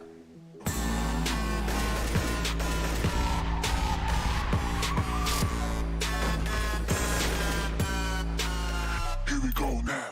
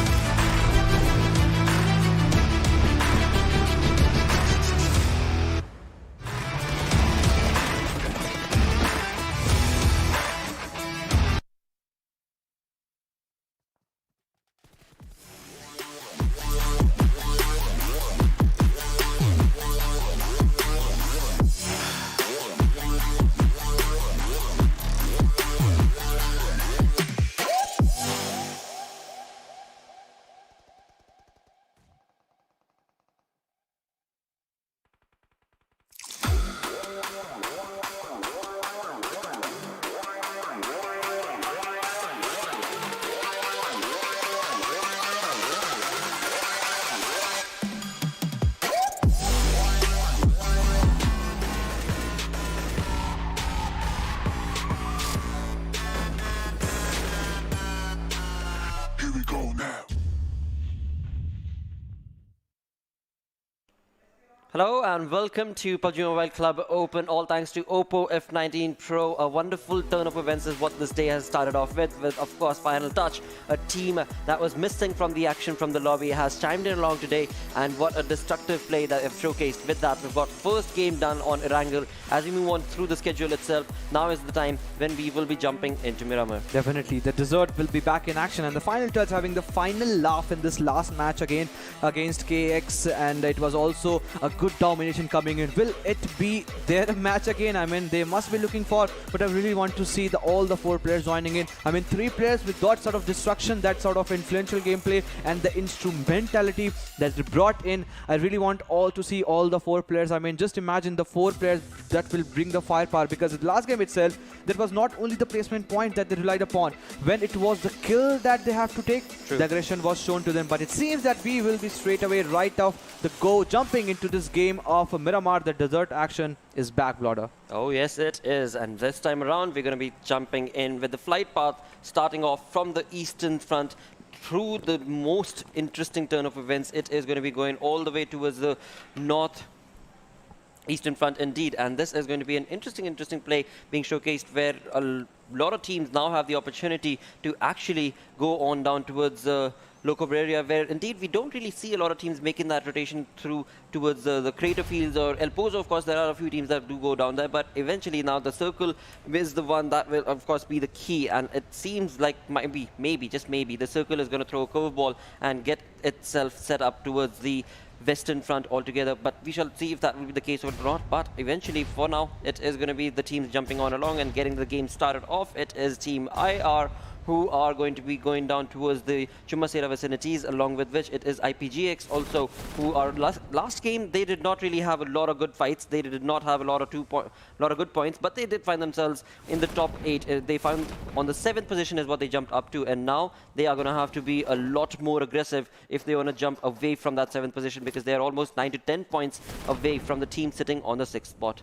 Indeed, it is perfectly explained by you, as the teams are now slowly and steadily moving in, and the curve wall that you were talking about, the curve wall is certainly into the fray, as now Los Leones is up for contestation. If KSX wants those early rotation and try to be and sit in the middle of these rubbles, because I would say rubbles, because if the circle contracts towards the area of Los Leones, it may find very difficult for the teams. And talk about the team for Archangels, the team that was looking good in sort of the fight that they were taking in the last game, and need to certainly rely upon some decent and some influential rotation if they have to make it close towards where they are standing at the moment, because Campo Militar, I mean, these two extreme cities, it's generally don't we get to see a lot of teams that have an interest into going into that city. But since it is there, it is going to be ATR, the Exitron Red Army, that is having a better control of it. That, but Elazar might be a city of contestation, as I just get to see the orange and yellow marker. A complete all berserk is what I expect. And Elazar, if the players are there, the city is not that much big in order to get all the surface of loot, and the players are slowly and steadily getting away. And it seems that FOF, the team, might be falling away from the situation, but it seems that now they're in the position where we're taking the fight with Abir taking one more knock. It is going to be a day in for me. Where are you going, my dude? Where are you going, my friend? You will be taken care of, as he is trying to finish off the player, but getting instant shot from the sides of Viper. Viper is on the cross, and he will take him down for sure. And this is not looking good, as now 3 players on the knee. Novo bot, he is the last player surviving, as now Abir with the charge. He has the confidence, and not only that, it is going to be Divide also that will be trying to rip apart and tear apart the whole team. All of a sudden, learn from past. It seems that it is going to be one past affair for them, and it's one thing, it's one game that they want them to be in the past and not to actually imagine what sort of rookie and mistake that they have done. And it is just a moment where they'll be taken care of. But before having that, it is going to be Divide that has fallen down thanks to that onslaught that is coming in, and all of a sudden it seems that now the fortune has turned around all of a sudden, brother. Yes. He has done 1v2. What a play indeed from the side of Novobot indeed. He jumped out of the balcony, jumped out of the window, sorry, and then chimed in along through the stairs to take on the damage and bring in that perfect spray control onto BadBlood's players. BadBlood have already lost one of their lads, and eventually as the game progresses on along, it is going to be a conversation for Novobot to finish, because eventually this has turned into just one kill for themselves, and Novobot, of course, has not a lot of health remaining for himself, but this is going to be quite a tricky affair between these two players, where eventually it is a conversation for Daedal right here to try and convert into a kill, and it perhaps seems like so very close the team of BadBlood is to be able to convert that into a point for themselves, but the final player of LFB is not allowing that to even take place. Viper has eventually brought 3 knock. If we just talk about that, one player has given the revival, and again he's the one that has taken care of. 2 players have been completely thrown away from this lobby, and it seemed that it is all up to Viper, who doesn't even have even one bandage whatsoever, but still the eagerness to not let that fort getting breached is what making the team still survive. It is a commendable job. He needs a lot of applaud the way he's trying to take up the fight, and what sort of fear he has actually inhibited and inculcated in the opponent's mind, that even if they are men advantage, strong 3 men are not having the courage to charge upon one single player that is still surviving on just 10 HP. And now, what is this happening actually in this area of Elazar? But now finally he has been taken care of, and before that happens, a lot of heart-wrenching, I would say, moments have been thrown onto the players of FOF. The players really tried to do it. BadBlood was the team that was trying to bring them down, but certainly a big statement that has been thrown from the sides of Novo Bot. The name is Bot, but he's certainly the pro player. Well, it was just absolutely perfect play being showcased from these teams. Absolutely destructive, and again we can clearly see the vengeance that was based on the fight itself. I mean, Kratos right there just bursting in with those perfectly set up grenades. But in all of this, Abir has lost his life, and Abir is the man who started the fight. He was the one who turned that 1v3 situation. He was able to get 2 knocks from the vehicle, and then another one, thus leaving only Novobot all by himself. But again, LFP showcased good synergistic plays for themselves. LFP's players were trying their level best to try and survive, and did actually pincer down a lot many a times the players of BadBlood. But in that, of course, the final fight was in favor of FOF BadBlood, as they had the numbers advantage. But for a moment, it seemed a little bleak with that. Moving on into the game itself, we do have KSX making that rotation very close to the players of Final Touch, and this is again seeming like Final Touch maybe are going to be a part of the fight, but we shall see if KSX allows that or not. For the other tangent, talking about Los Leones City, we do see IPG finding themselves in there along with the team of Thundercloud, and that conversation could very well result in a fight, into a urban fight that we shall see if will be the case or not. On the other tangent, a team that dominated in the previous one, that was ATR, walking away with 10 kills, are finding themselves in the blue zone towards the northern side of the map, and hopefully will be making a rotation real soon. Definitely, they will be making rotation, but Campo Bilitar and Torre Humada are being left for the moment, as now TT Archangels are coming in, and if they try to go towards the aid of Elazar, it will be again, they might find a fight between them, but FOF was certainly not in a position the moment ago. We saw them, they were down on HP, they were down on first aid, and they didn't have the best of the best loot. They didn't have the machineries that you need to have to take up the fight, the minis and those DMRs. Eventually that's the secondary gun, but for primary it is one with the AR, the assault rifles, and as soon as later they will be getting their hands onto that, they will be making a move too. But before that happens, it is seemingly that the ATR squad has not gotten at least one vehicle, but the moment I said it seemed that now they have getting the vehicle, and the marker has certainly changed into the driver's seat. That means they will be coming into the circle for the moment. But Los Leones, I mean, just one more shift. I would love to see what sort of gameplay, what sort of strategies the player have. An urban finish, a city as big as Los Leones, I would love to see, and it will be a treat for not only us but to the fans too.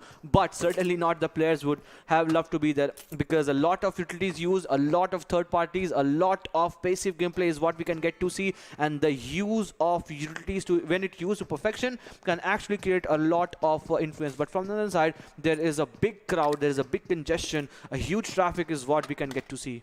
Well, talking about rotations, there are a lot of teams making that rotation through the North San Martin region itself. We do have, of course, the team of TREX Power. Alongside them is, of course, going to be the side of Oxygen Rising Stars, and next to them is going to be Limit Over. So 3 of those teams making that rotation, and joining along with that area is going to be FOF's BadBlood, and this is where, towards the northern side of this zone itself, things are going to get really tricky for the teams. But eventually, as they are going to be in the vehicle for now, we are going to have to see which team will be the one who will try and stop the rotation on the other side. As we move on towards the western front, we have only Martyrs 1971 making a rotation through there, and it is your word, Ankit. It seems to be the circle is going to go down towards an urban finish, as we still have Los Leones absolutely in the center of the zone, and in that we have PX Esports, we of course do have IPGX along with Thundercloud. So City, it is getting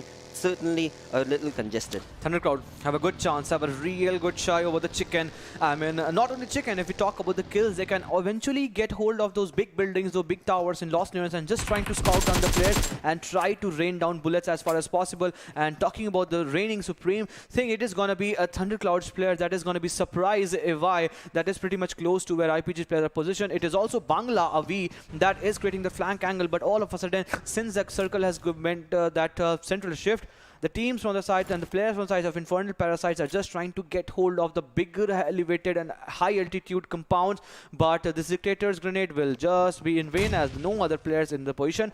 But it is going to be Bishal that can get the better half, and on the receiving end, if the grenade could have been on that side, but Dictator is certainly the one that might be a resistance and that might act as an impediment force between the players pushing onto them, and if that happens, he will be the one that is holding that window, and from that window he can really drain Supreme and just trying to bring the players down. But for the moment, it is going to be the IPG, the team that is really looking strong, but they need to make sure that there is one big hill, that one ridge, and that is being controlled by PX Esports for the moment. Well, PX Esports certainly are going to be on top of this entire area, and in doing so, they are going to have a lot of information for the other tangent. As we talk about fights, we did see the team of TREX Power taking on the players of KSX. The kill was not yet confirmed in the kill feed, but the knock was certainly confirmed. And of course, as we move on towards the city itself, IPGX, they have had teams around them, but when it comes to the way that this is working out, it is not looking good, because eventually this is the play that is being created from IPGX, but I am not entirely sure what sort of a play is this being made. They are in the vicinity, they do know that there are teams around them, but exactly what sort of a play can they create? I mean, this is not looking too good and easy for them, but of course it is going to be a bit tricky affair for the side of IPGX.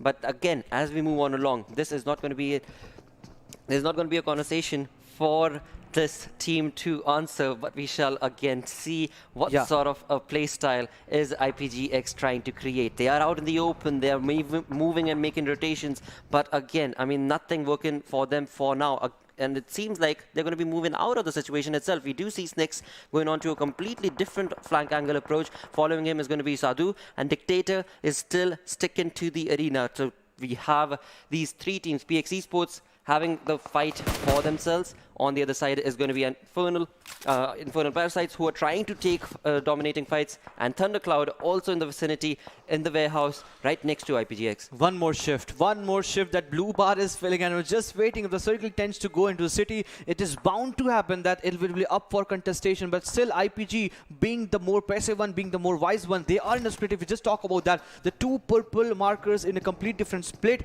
but the shift eventually will decide the fate and seal the fate of the most of the team. And especially if we talk about the shift, I guess it will be PX Esports that will be getting the better half, even if the circle is making the hardest shift. And there we go, still in this Deathmatch Center is where they are sitting, and in that doing so, there is one more trench where no other team would love to be in. We have seen in the past, when any team tries to be in the dip, that is a deathbed, that is a graveyard that eventually gets created for them. But it is going to be a tough task for Martyrs, because they have completely rotated from the edge of the blue zone, and now since the circle are trying to shift away, and now since adding more to it, that there is a lot of traffic on the western side, that is going to be KSX, it is going to be Final Touch, it is also going to be Oxygen Rising Star. I mean, mammoth team, gazillion of teams, they are present on the west side of the circle, and all the ridges will be beautifully contested, and it is going to be a big pursuit for 1971 to make an entry. But before that, it is going to be Hitman that is not hitting, but on the other side of revenge, and they are being pincered down as now they are being cut off as they are not being allowed to make an entry into zone. A perfect gatekeep situation is which Oxygen are playing at the moment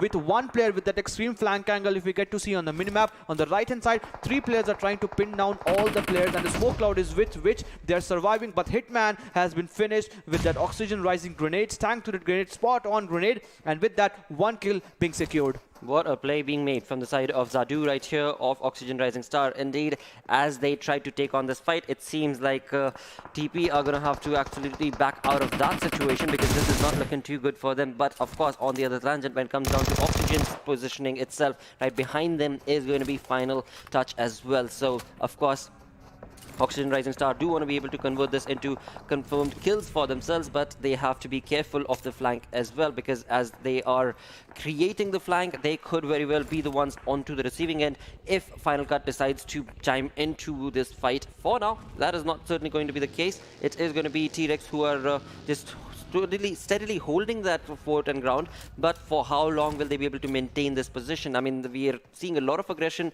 from the side of Oxygen Rising Star, but nothing coming in from TREX Power for now. Finally TREX Power making the use of those utilities, going to be trying to push against the approach from Oxygen's players, but will it be enough? Because Zadu is just so on point again and again with the nade parade that has been able to create. This is looking like absolutely the end for TREX Power based on the play that they are trying to make, but eventually we shall see if that will be the case or not. And again, it is only Zadu from the side of Oxygen Rising Stars who is absolutely punishing and pushing along to get TREX Power absolutely in pincered down position, and the flank angle player that is from the side of Oxygen Rising Star, well, I'm not entirely sure if he's actually chiming into the fight for the moment or not.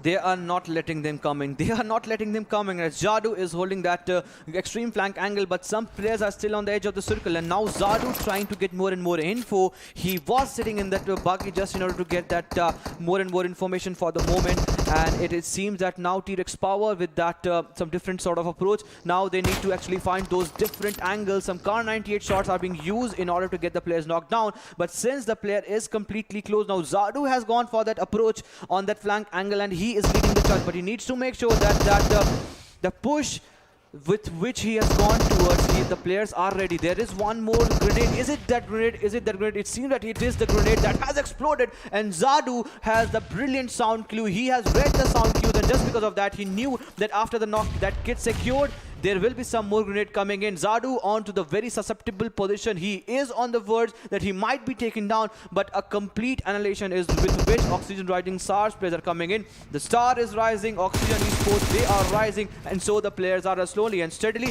they are punching their hands into there.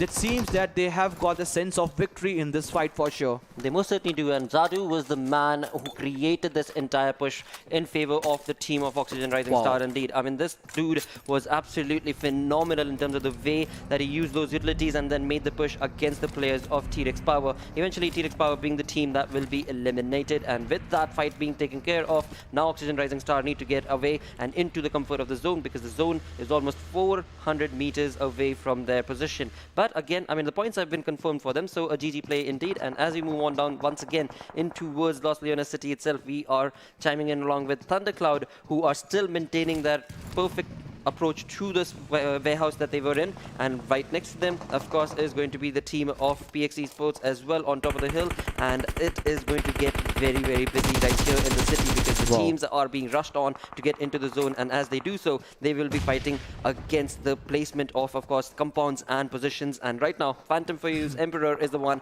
who seems to be absolutely rushing against the players of ATR. Last time around, it was, of course, the team of Exotron Red Army who were beautiful in terms of the way that they were able to take the fights, but this time around it seems like that is not working in this team's favor, as they have not got a single kill confirmed for themselves. But with the knocks from one player to the next, it is looking like Emperor is going to be reigning supreme, and in doing so, he is going to get 2 knocks confirmed. What a perfect approach. Exactly, but just perfect reflexes and approach the way Emperor is making right now from the side of Phantom for You. What a reflex from the sides of Emperor, and in doing so, he has eliminated 2 players. They are on their knees and at a very brink think at the edge is where ATR's players are surviving, and now he is using all the utilities just in not order to get a lot of shots, and he is the one player that is reigning supreme in all these areas. He needs to give revival, and now realizing the fact after pinning down the player, he is running back, he's showing the back, and this is one bad thing that may find themselves in a graveyard situation. But for the moment it is going to be IPG that is completely dictating the lobby against Thundercloud.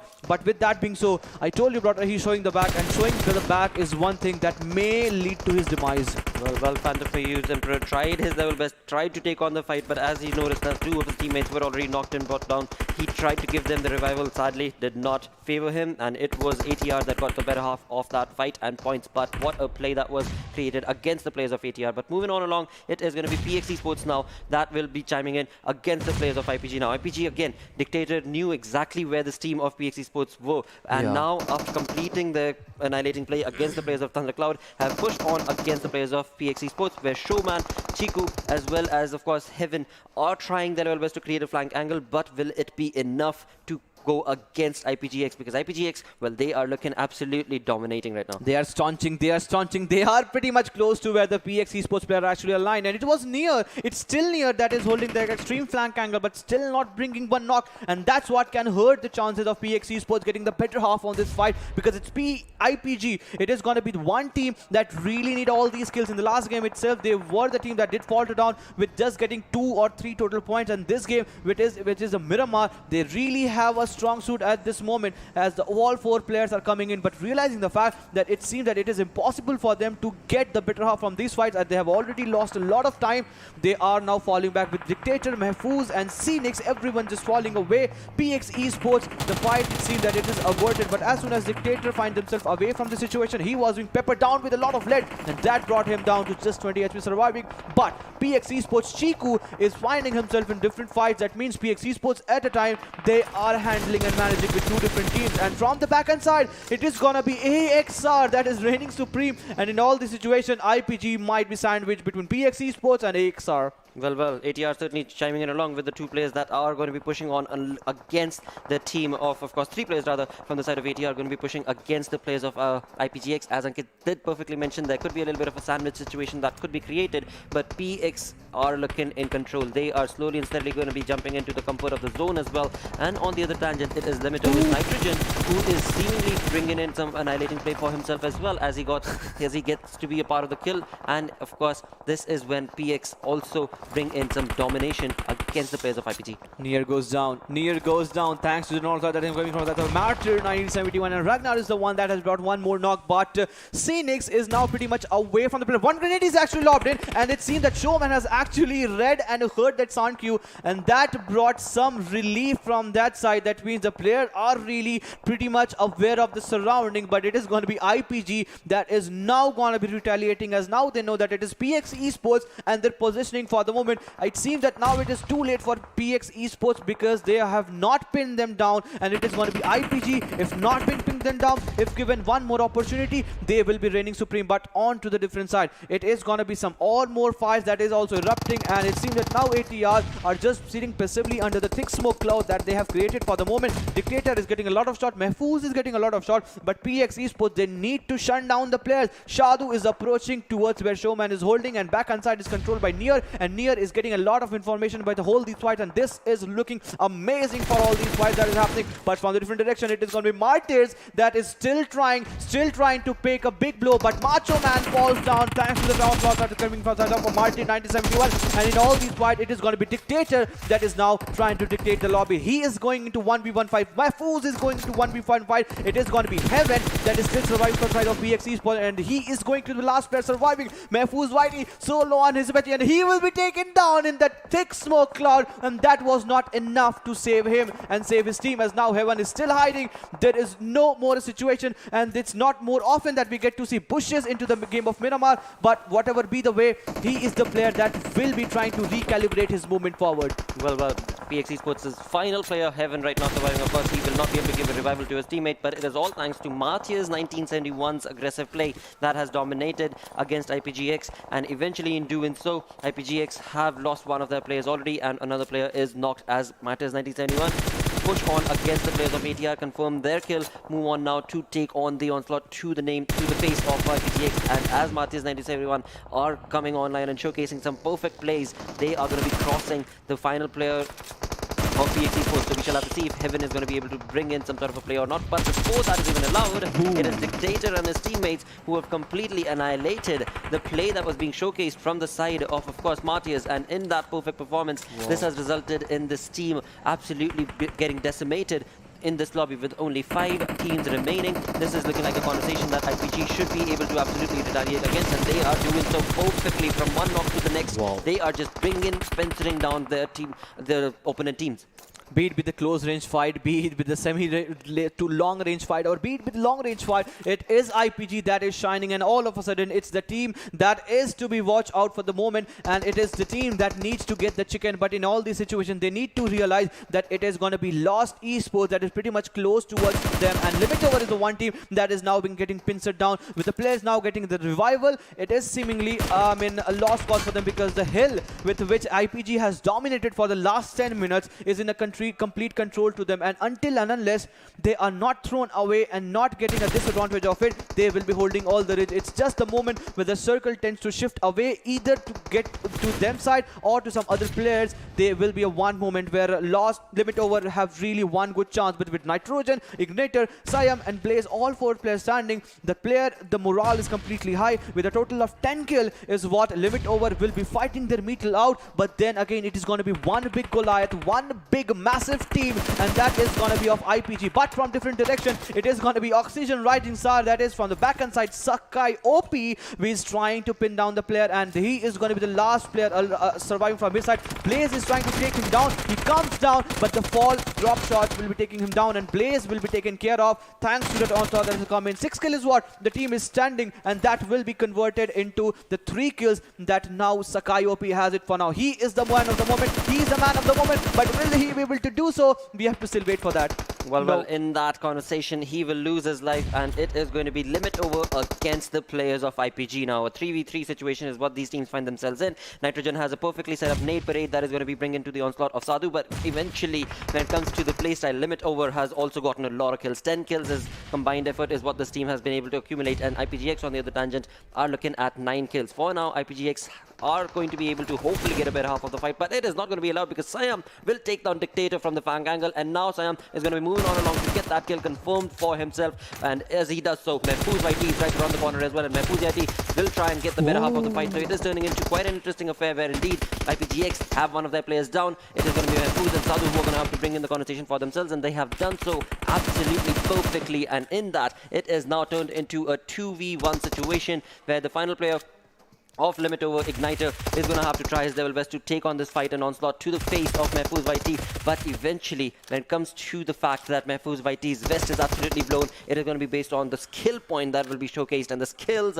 that are in the name of IPG. They are creating a perfect flank angle, but seems like Igniter is going to be taking a perfect turn of events for himself, because he's going to be bringing those shots and knocks to the face of IPG. Now we turn into a complete 1v1 situation. He's going to be applying those perfectly set up bandages for himself and going to be getting himself absolutely set up with the loot as well from the crate. He is looking so very good. Igniter right here is going to get himself patched up and then ready and prepped to get into the fight. But Sadhu, what are you going to do with this just small little distance remaining between these two? Who is the one who is going to be trying to bring in the fight again? It seems like Igniter is going to be trying to sneak peek into the area and going to try and push against the player of IPGX. It seems like a lost cause. Both the players being very passive-aggressive for now. Sadhu certainly trying his level, but eventually he does not want to move away from the situation. And on the other tangent, talk about Igniter.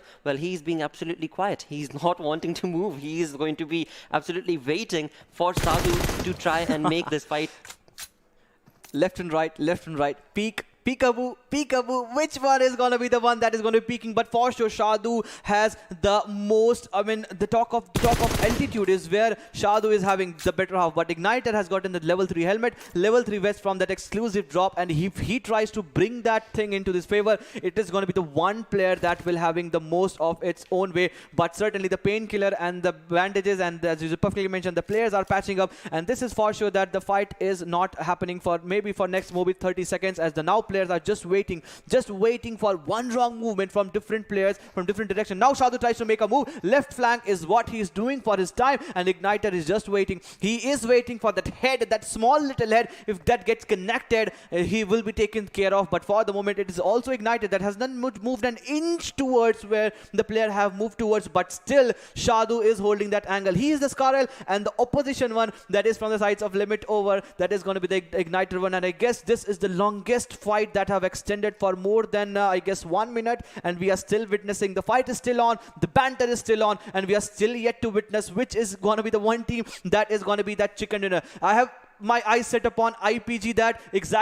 That's what I've talked about. IPG is the one that really have that Scarel in his own hand, and it is a fight between IPG and obviously gonna be with Limit Over Igniter. M416 Scarel, if the fight goes in the close range, both the guns deal the complete same damage onto the level 3 helmet, onto the level 3 vest. But we talk about the recoil. It's pretty tough to control the recoil of Shadu, according to me, that I have gotten towards, but fight is still on. The fight is still on. It's Igniter that has actually filled up the bar for that energy drink with the help of Painkiller, but the fight is still on. Now, Igniter tried to make one move, but Igniter is the most desperate one to get that chicken dinner. Will it be enough for him? We have to still wait for that, as the fight is still on. The fight is still on. He gets one shot, but still not enough. Well, both of these players are trolling each other for now. Of course, they are being absolutely on point in terms of the onslaught, and finally a headshot is what was brought in from the side of Igniter. And of course, it was only a level 2 helmet that was in favor of IPG's player. Eventually, Sadhu will be brought down, but what a play that was. Limit Over, a team that we were talking about, the X Factor team, so to say, have been very, very good in terms of the kill department, and now find themselves with 14 kills on the 7th position of the leaderboard. Exactly. I really preempted IPG for that chicken, since the number advantage was actually favoring them. Not even the number advantage, it was the altitude, it was the range of the Miramar that we were talking about. But certainly, Limit Over really turned the fortune in its own way, and that level 3 helmet and that level 3 vest eventually helped them, and that M416 also helped them in that course. But for the moment, it is going to be the most valuable player for the moment, and the title will be given to one player, and that is obviously gonna be Igniter, the last player that got the chicken for Limit Over. 5 kills, 766 damage,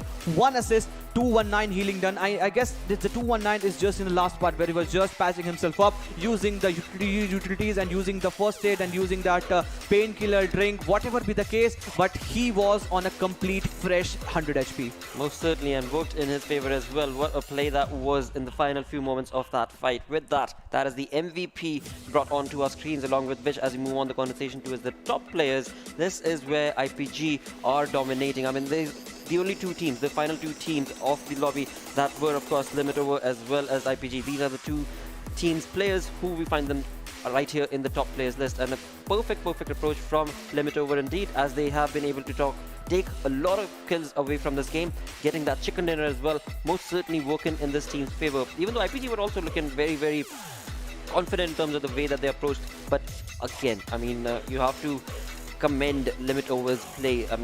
As you were perfectly mentioning, Ankit, when it comes down to IPG, they had the numbers advantage. They had, of course, the control of the altitude, as you say, but eventually Limit Over's kill completely brought them down.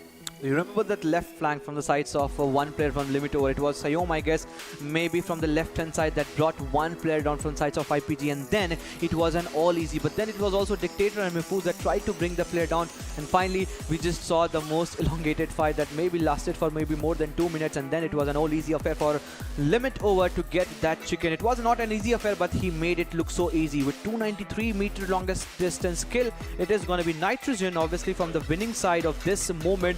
and all of a sudden IPGs and Limit Over have taken off this match summary list.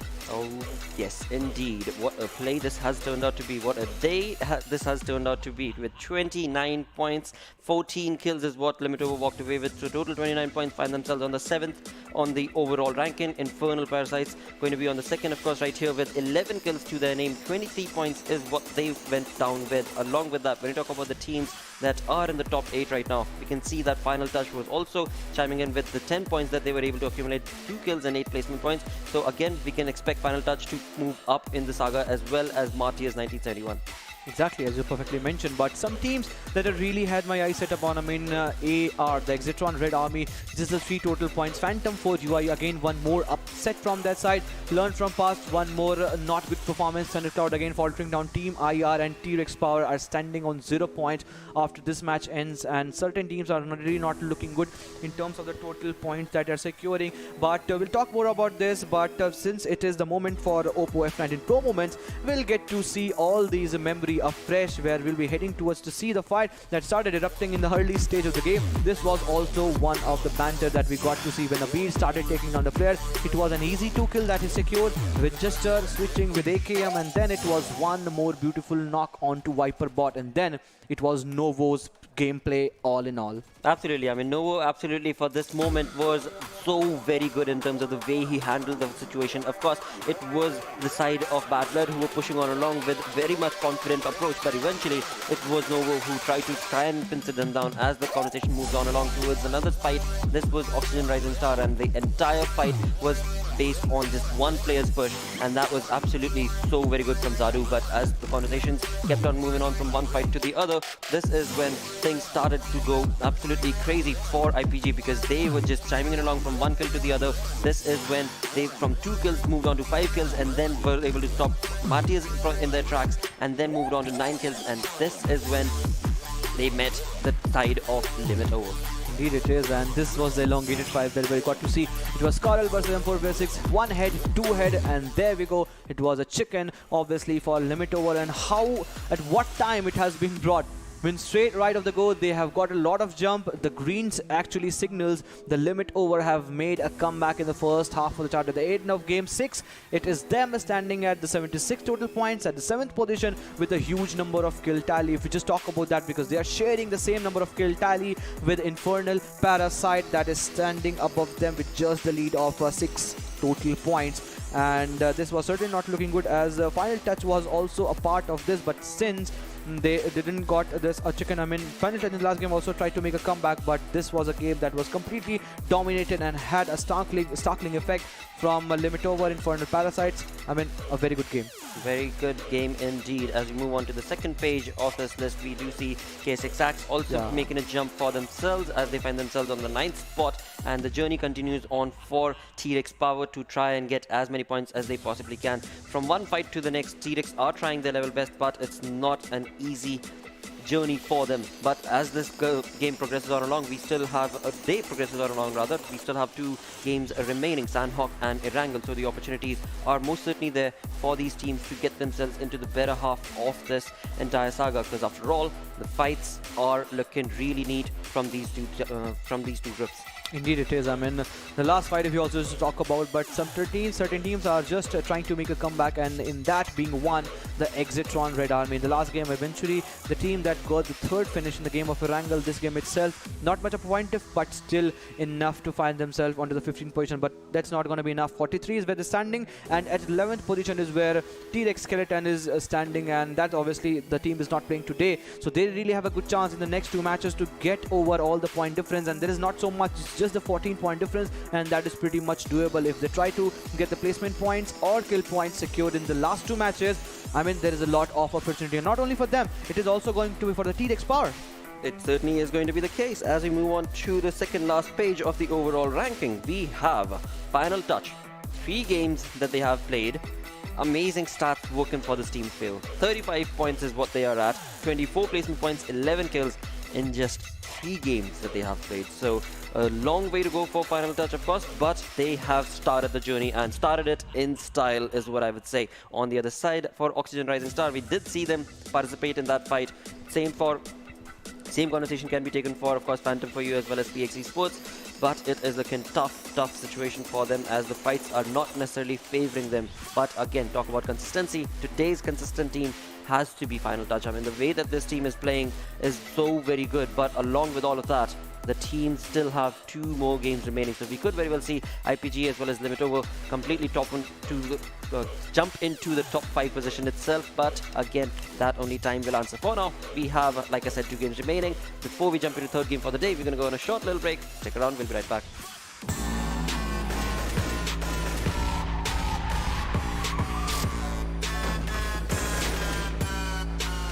Here we go now.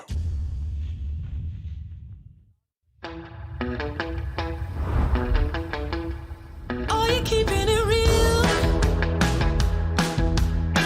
I'm calling shotgun, wanna see my baby run. Oh, what's the word on the sea? Kicking up the dust, if you know what I mean. We got a good thing going. We got a good thing going on.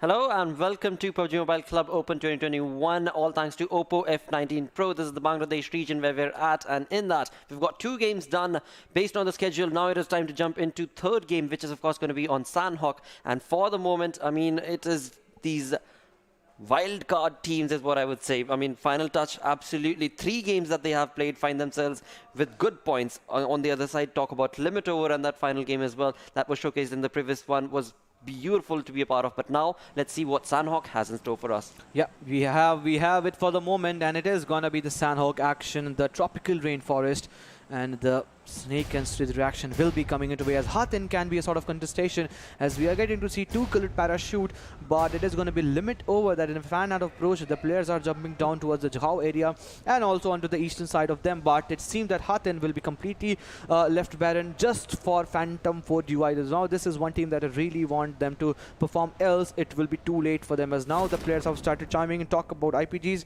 performance. They have now been pretty much consistent in terms of the total placement points. In the first game of Erangel, they did falter down, but once they made sure that they are getting their grooves up into and settle themselves into the game of Sanhok, they will be trying to take up the fight. There is no two ways doubt about that. But in the last game, what a fight it was, an elongated fight that we generally don't get to see. 1v1 affair, the Mexican standoff that we get to see. I mean, it is just the use of skill. I mean, there is no overpowering in terms of the numbers advantage. It's just the skill, just the game readability. And talking about the game readability, it seems that PX Esports have read and heard and seen and trying to decimate and dominate onto the players of Final Touch.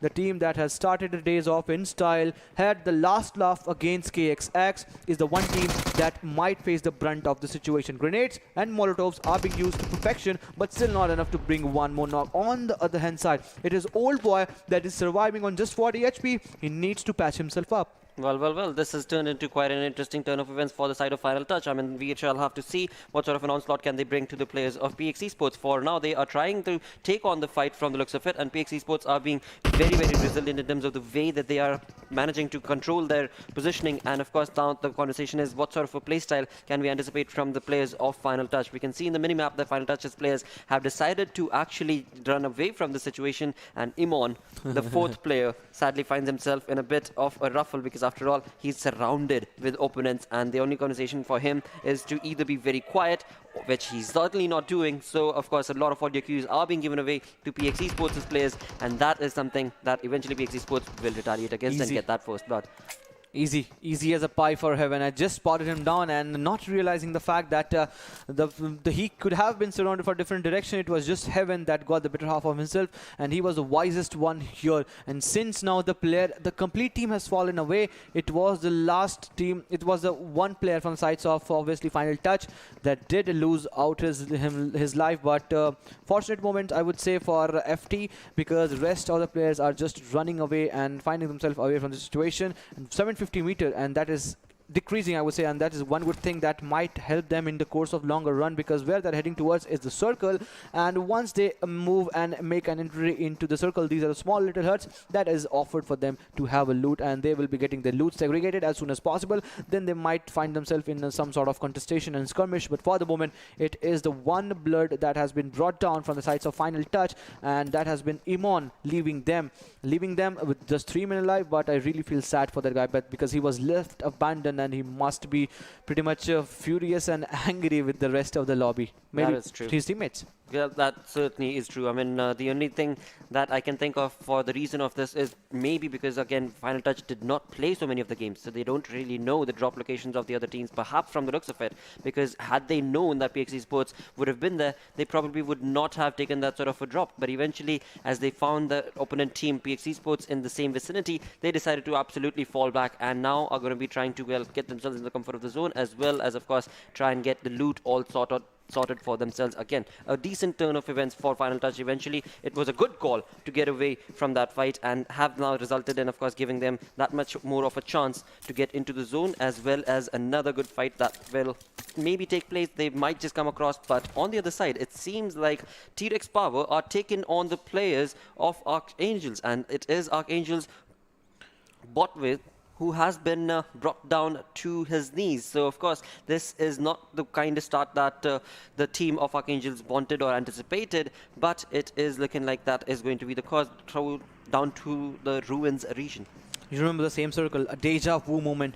Yesterday's circle, it tended to go towards the area of Shami, and then away from those compounds, maybe some sort of same circle, because the initial circle is still the same, but some sort of different approach we might get to see once the circle might go for the second or the third shift. But The fights are erupting. The fights are erupting onto that ruins area, as you perfectly mentioned, where TT's player that is going to be of the Archangels that are facing the brunt of that TPs, and that is going to be of TREX power, and that is going to be area of ruins. But the player at the animation, grenade is being locked down, and Gyro God is using his gyro to perfection, just to trace down the player with the help of the crosshair, pretty much perfectly aligned. But again, it seems that he is a lone warrior in all this situation, because one player have been finished up, one player is bleeding, and the rest one that is going to be Gyro, obviously RJ still pretty much on the backhand side. The revival is still not the case, and could not be the case, and doesn't seem to be the case, because he is pretty much away from the situation. Molotovs and grenades are being constantly used just in order to bring him down to low HP, and that has been successfully been the case. But Venom, he needs to watch some different direction, as he has been brought down to also 70 HP. But Gyro God, his future certainly looks bleak. Well, on the other side, it is going to be IPG chiming into the action as well, as they take on Learn from Past. But right now, when it comes to the teams that are on our screens, we can clearly see that the play from the side of, well, TREX Power is not working in their favor, and Archangels are going to absolutely obliterate that competition. 4 points to them. TREX Power getting eliminated right off the bat in the first 5 to 6 minutes of the game itself. So, again, not the kind of playstyle that was anticipated from TREX, not exactly required also, but that has just been the case, and they will lose the opportunity to gain points from this game. On the other side, Archangels looking very comfortable with the 4 points. All 4 players still standing and surviving. Moving on across through the board, they are going to be chiming in to get a lot more point and a lot more kill as the game progresses on. Definitely, I mean, early squad wipe is what each and every lobby and team is up to for, and if offered with this easiness, this is what they will be getting from this. But for the moment, it is going to be RJ that we have just gotten to see getting finished off. But certainly Infernal, Parasite, GX, the players that we just a moment ago saw pinning them down, the players of obviously Learn from Past, are now trying to just push them and just trying to escalate onto this fight, as now slowly and steadily the push is on. The Bucky is closer and have been slammed onto that small little hut where the Learn from Past players have actually taken the TPP advantage. But it seems that without knowledge, the players are entering but still getting the better half of all these fights. Have been a good push that could have been spot down, but Shadu has certainly got the better half of that grenade that just was lobbed in onto his plate. But from different direction, Dictator has came in and have the better half, as Mahfouz puts the final in the coffin, with Viper bot getting eliminated in the early stage of the game. It is still one early elimination for Learn from Past. Absolutely. While this fight was going on in the kill feed, we saw PX Esports were finally able to catch up to Final Touch and were able to actually bring in the knocks against the players of Final Touch as well. And now, as the conversation moves on, it is going to be IPG who are still not yet done as they progress on along against the players of Limit Over. All 4 players in one single boat is certainly not going to work out, absolutely not going to be favoring them. And now, of course, IPG know that there is a team right over there in the water vicinity. They are going to be keeping their eyes out towards that exact same region and will most certainly want to convert that into an easy kill for themselves. But will they be allowed to do so from the side of Limit Over is what we shall have to see. For now, they're just trying to spot the team as much as they possibly can. As of now, they have not been able to do so. But, of course, they are going to be resilient in that. And right off the bat, in the first few minutes itself of the game, this team has been able to accumulate 5 kills and are going to be pushing on for more. Fishing. Lay the trap. Let the fish come in. Blaze is the first one. Which fish? The sushi one, or which is going to be the last one? We have to still wait for that, but they are going in the blues. You need to come in, and all of a sudden it seems that they have also gotten a lot of shots, and now they will be swimming things up. Just imagine if the boat gets connected and gets close to the players of obviously Limit Over, they can really have a good time. But Shadu has been knocked down, and that has came in at the right point at the right moment. Certainly LO also getting the better half of this fight, and IPG, the players are also trying to pull them down. With Blaze and Sam just surviving on the sliver of an HP, it is looking so bleak, and at any point, at any moment, they can be pulled away from this. This is a race. This is the Olympic race. Where, again, I mean, the greed of Mahfouz, YT and Dictator is what has resulted in them being the chasers now. And of course, it is going to be Limit Over who will reach the edge earlier than IPG's players. And that is something that, of course, will teach IPG's players a lesson that greedy is not the way to be, and that is what this game has turned out against the players of Limitova. Now, talking about Limitova, we know that this is an aggressive team. This team does like to take on those fights, and being pushed in this sort of a situation, this is going different to be direction. This is not going to be exactly. This is not going to be a position that Limitova wanted to be a part of. But eventually, it seems like at least for the moment, they are going to be surviving. Definitely. And where is the other player of IPG? The question is still out there because I see two players. That is going to be Shadu and obviously Mehfooz. Shadu has been pinched away from this match. But since it's one more player, Shadu has been finished up. Two players in the water. One player is still on the land. And it is going to be obviously Phoenix, but it's pretty much away from the situation. But as you perfectly mentioned,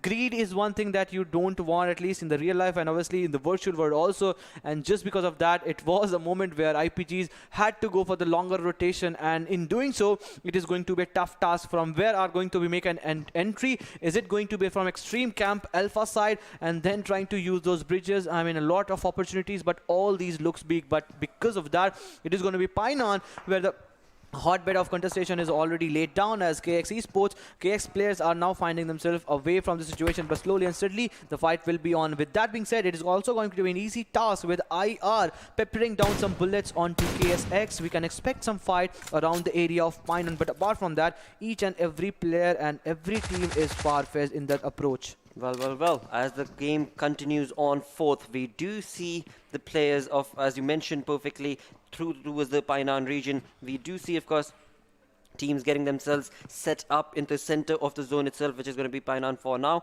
But will there be any contestation is what is the conversation. But on the other side, talk about the team that is going to be PX Esports on the run on trying to punish the players of Final Touch for having jumped into their own area. And this is where PX Esports will get another kill for themselves, and Final Touch not having a good game in this one. Rebel has been able to get a little bit of a damage on towards Heaven, but of course PX Esports are also going to be trying to chime in along to get that kill converted for themselves. Eventually, Final Touch find themselves with just that one player surviving. That's going to be Rebel, who has created a smoke for now, but how far is he going to be able to run and go, because PX Esports is on the hunt. He's running. He has used multiple smokes, a thick smoke cloud, a path has been made, but so are the players from PX Esports are on a run, and it is going to be a chase for him, and whoever chases him will be getting the kill secured, because he has shown the back. And we know in this game, especially in this battle royale, you cannot just show the back. The crates are there, and that might lure out the players, but no, that hasn't actually lured off, and still the players are on a run to actually take down the last player. But Sadu again just peppering down those M416 onto the players of IR, and that fight maybe is erupting onto the southern side of Painan, where we just got to see IRs are actually positioned, and all of a sudden they have attracted a lot of attention as now KX is also pinning them down. Well, what a play this is turning out to be. KSX, of course, right there we are looking at the kill feed where finally it is on the screens as well. It is going to be Team IR taking on a fight against the players of Oxygen Rising Stars, and Oxygen Rising Stars, Hendrix has already been brought on down to his knees. Zadu goes down to his knees as well. Team IR absolutely trying to control this fight from the looks of it. They've got two players lost to the cause, two players still remaining, and the two in that it is going to be Frame Drop, who has been absolutely perfect in terms of the spray that he has been able to create, and thus has rendered Zadu as well as Zendo down to their knees. But Oxygen Rising Star, their journey is not yet done, because they still do have two more players in the back, and as soon as Team IR try and push, that is when Zan as well as his teammate, who are on top of that hill, might be able to give that cover fire, and in doing so might be able to actually walk away with points. So for both the teams, the kills have not been confirmed for now. So of course they're both sitting at 0 defeats, thus implying that the kills have not been given. But we can see that on the other tangent, it is going to be KSX Axe who have actually stolen the kills away from these teams. Definitely, the kills are being stolen for sure, but all of a sudden it is looking also bleak for Oxygen, as now player have been finished off, and now the kill have been secured. This time it's no leak, as now the Team IR Frame Drop getting that one kill secured for this team, but still a 0 on its number. Zadu will not be will be a gone cause for sure, as the revival is pretty much impossible. If any at all player tries to do so, he will be also taken care of, as the players from sides of IR have had their crosshair set up onto them, and in doing so it is going to be the Frame Drop that will be dropped dropping his bullet onto his chest, on his head, and getting things done for his team. But apart from all these things, it is going to be Team IR. The big challenge for them is to how to find themselves away from these compounds, because for a moment, I mean, if the circle goes for a shift, just imagine if the circle tends to go away, it is going to be this team that needs to come out of these compounds, and then it might be a chance where KSX, that is having the ridge, that is having the altitude advantage, might take down the players. But I'm still waiting. IPG's player, look what a sudden, all the three players are now congregated, with Synix being the most farthest one onto Camp Alpha, have now suddenly find themselves in the safe group where IPG, all the three players are merrymaking. Well, they made it. They made it alive. That's the end of that. But eventually, when it comes to the circle itself, when it comes to the zones that are being created right here, so many of these teams find themselves very much segregated. I mean, we have down towards the southern side. We, of course, have the team of ATR that is going to be finding their own little area. But now the circle shifts. And as the circle shifts, it is looking very comfortable for the side of PX Esports, as they had just made that rotation from the eastern front and are now going to be jumping into the zone's comfort. And as they do so, they could very well try and dominate and get into the center compound that we can clearly see is not been taken over by any team on the other tangent. The other teams are also going to be trying to do the exact same thing. We can see from the final player of Final Touch, that's going to be Rebel, making that water rotation and getting into the edge of the circle as well. He is still surviving. That means he's working towards getting those placement points for now. On the other side, it is Team IR and of course KSX who are still going to push on to get into the better half of this arena. I told you, brother, these ridges that they have the control of. I'm talking about KSX now takes one more player down. Sanhok again being the better half of this player, being the most wisest one, brings one more knock, and this is going to be a tough affair for the last player standing. But before going down, he makes sure that he will be taken care of. But for the back different side, it is gonna be different team, and this time it is Oxygen Rising Star that take care of KSX, and since the player has given a lot of shots, that kill has been secured in names of Oxygen Rising Star, and now KSX needs to surely regroup, recalibrate, and then come into the fight. But for the moment, they are holding the important hurts, and one team, that is Cloak, trying to make an entry into the circle, and that is going to be of Infernal Parasite. I mean, their misery is just not ending with Mehfooz YT going down.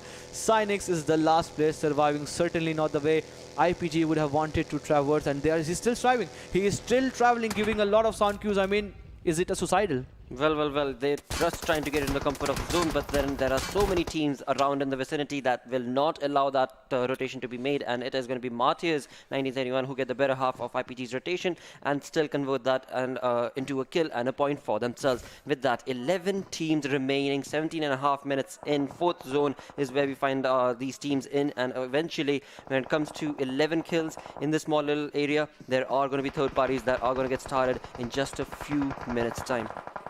It has already started. It has already started, as now FOF BadBlood has gone down. One player being knocked down, that is going to be the dead Dill, and it is going to be a big deal for the players to actually get him revival done. But they are holding the important ridge, and they can actually gatekeep the situation for most of the team. But on to the other hand side, it is going to be Thundercloud that is now coming into the fight. But all of a sudden, it is looking bleak for Martyrs also, as now ATR have started chiming upon. One player has been already knocked down, three players still surviving, but from different direction. Exit Army are taking the fight, with Error also going down. Both the team have dealt an equal and proportionate amount of damage onto each other. But one more player goes down, and that is going to be the Maxless, thanks to the Onslaught that is coming from different direction. This time it is going to be PX Esports chiming in, doing the third party. Well, third party is certainly what this game is turning out to be, where so many kills are being confirmed from one side to the next. As one team takes on a fight, the other team chimes in to steal the kill away, and that is the name for that is the game that is being showcased from these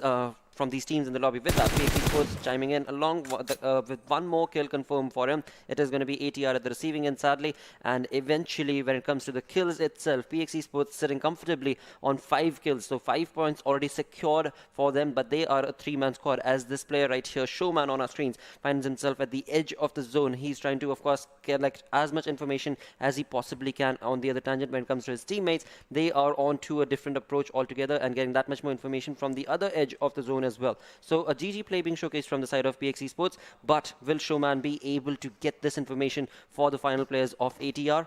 Well, no is the answer. He will be moving away to get into the comfort of the zone. 60 meters is what the distance this team needs to cover.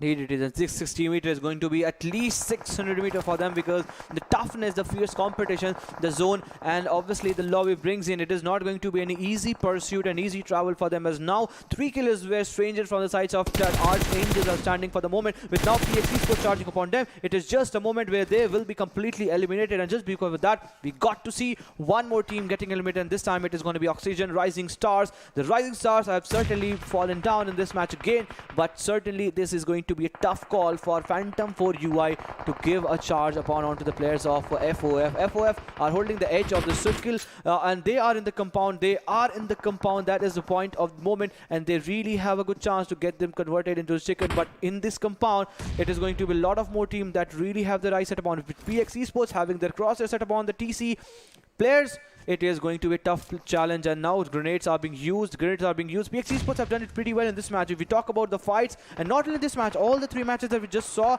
be it with the game of Erangel, the Miramar, and now the Sanhok, they use the utilities to its perfection and just wait.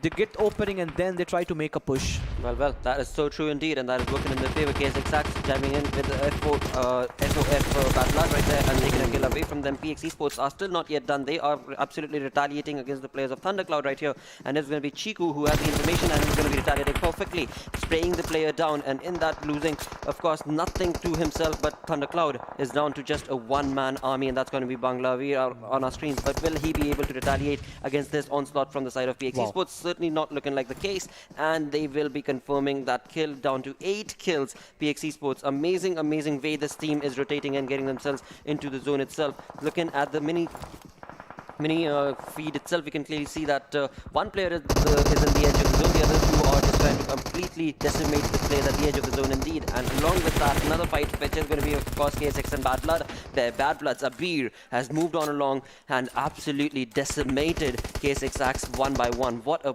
perfect prey that was turning out to be. But PX Esports now finding themselves at the receiving end as well, as it is going to be his teammate TREX who has been brought down to his knees. So not a kind of play that was anticipated from them. But apologies, not PX Esports. Phantom 4 UI is the team that I was talking about, where indeed his teammate has been given the revival, and this team is also ferociously moving on along with 7 kills confirmed for them.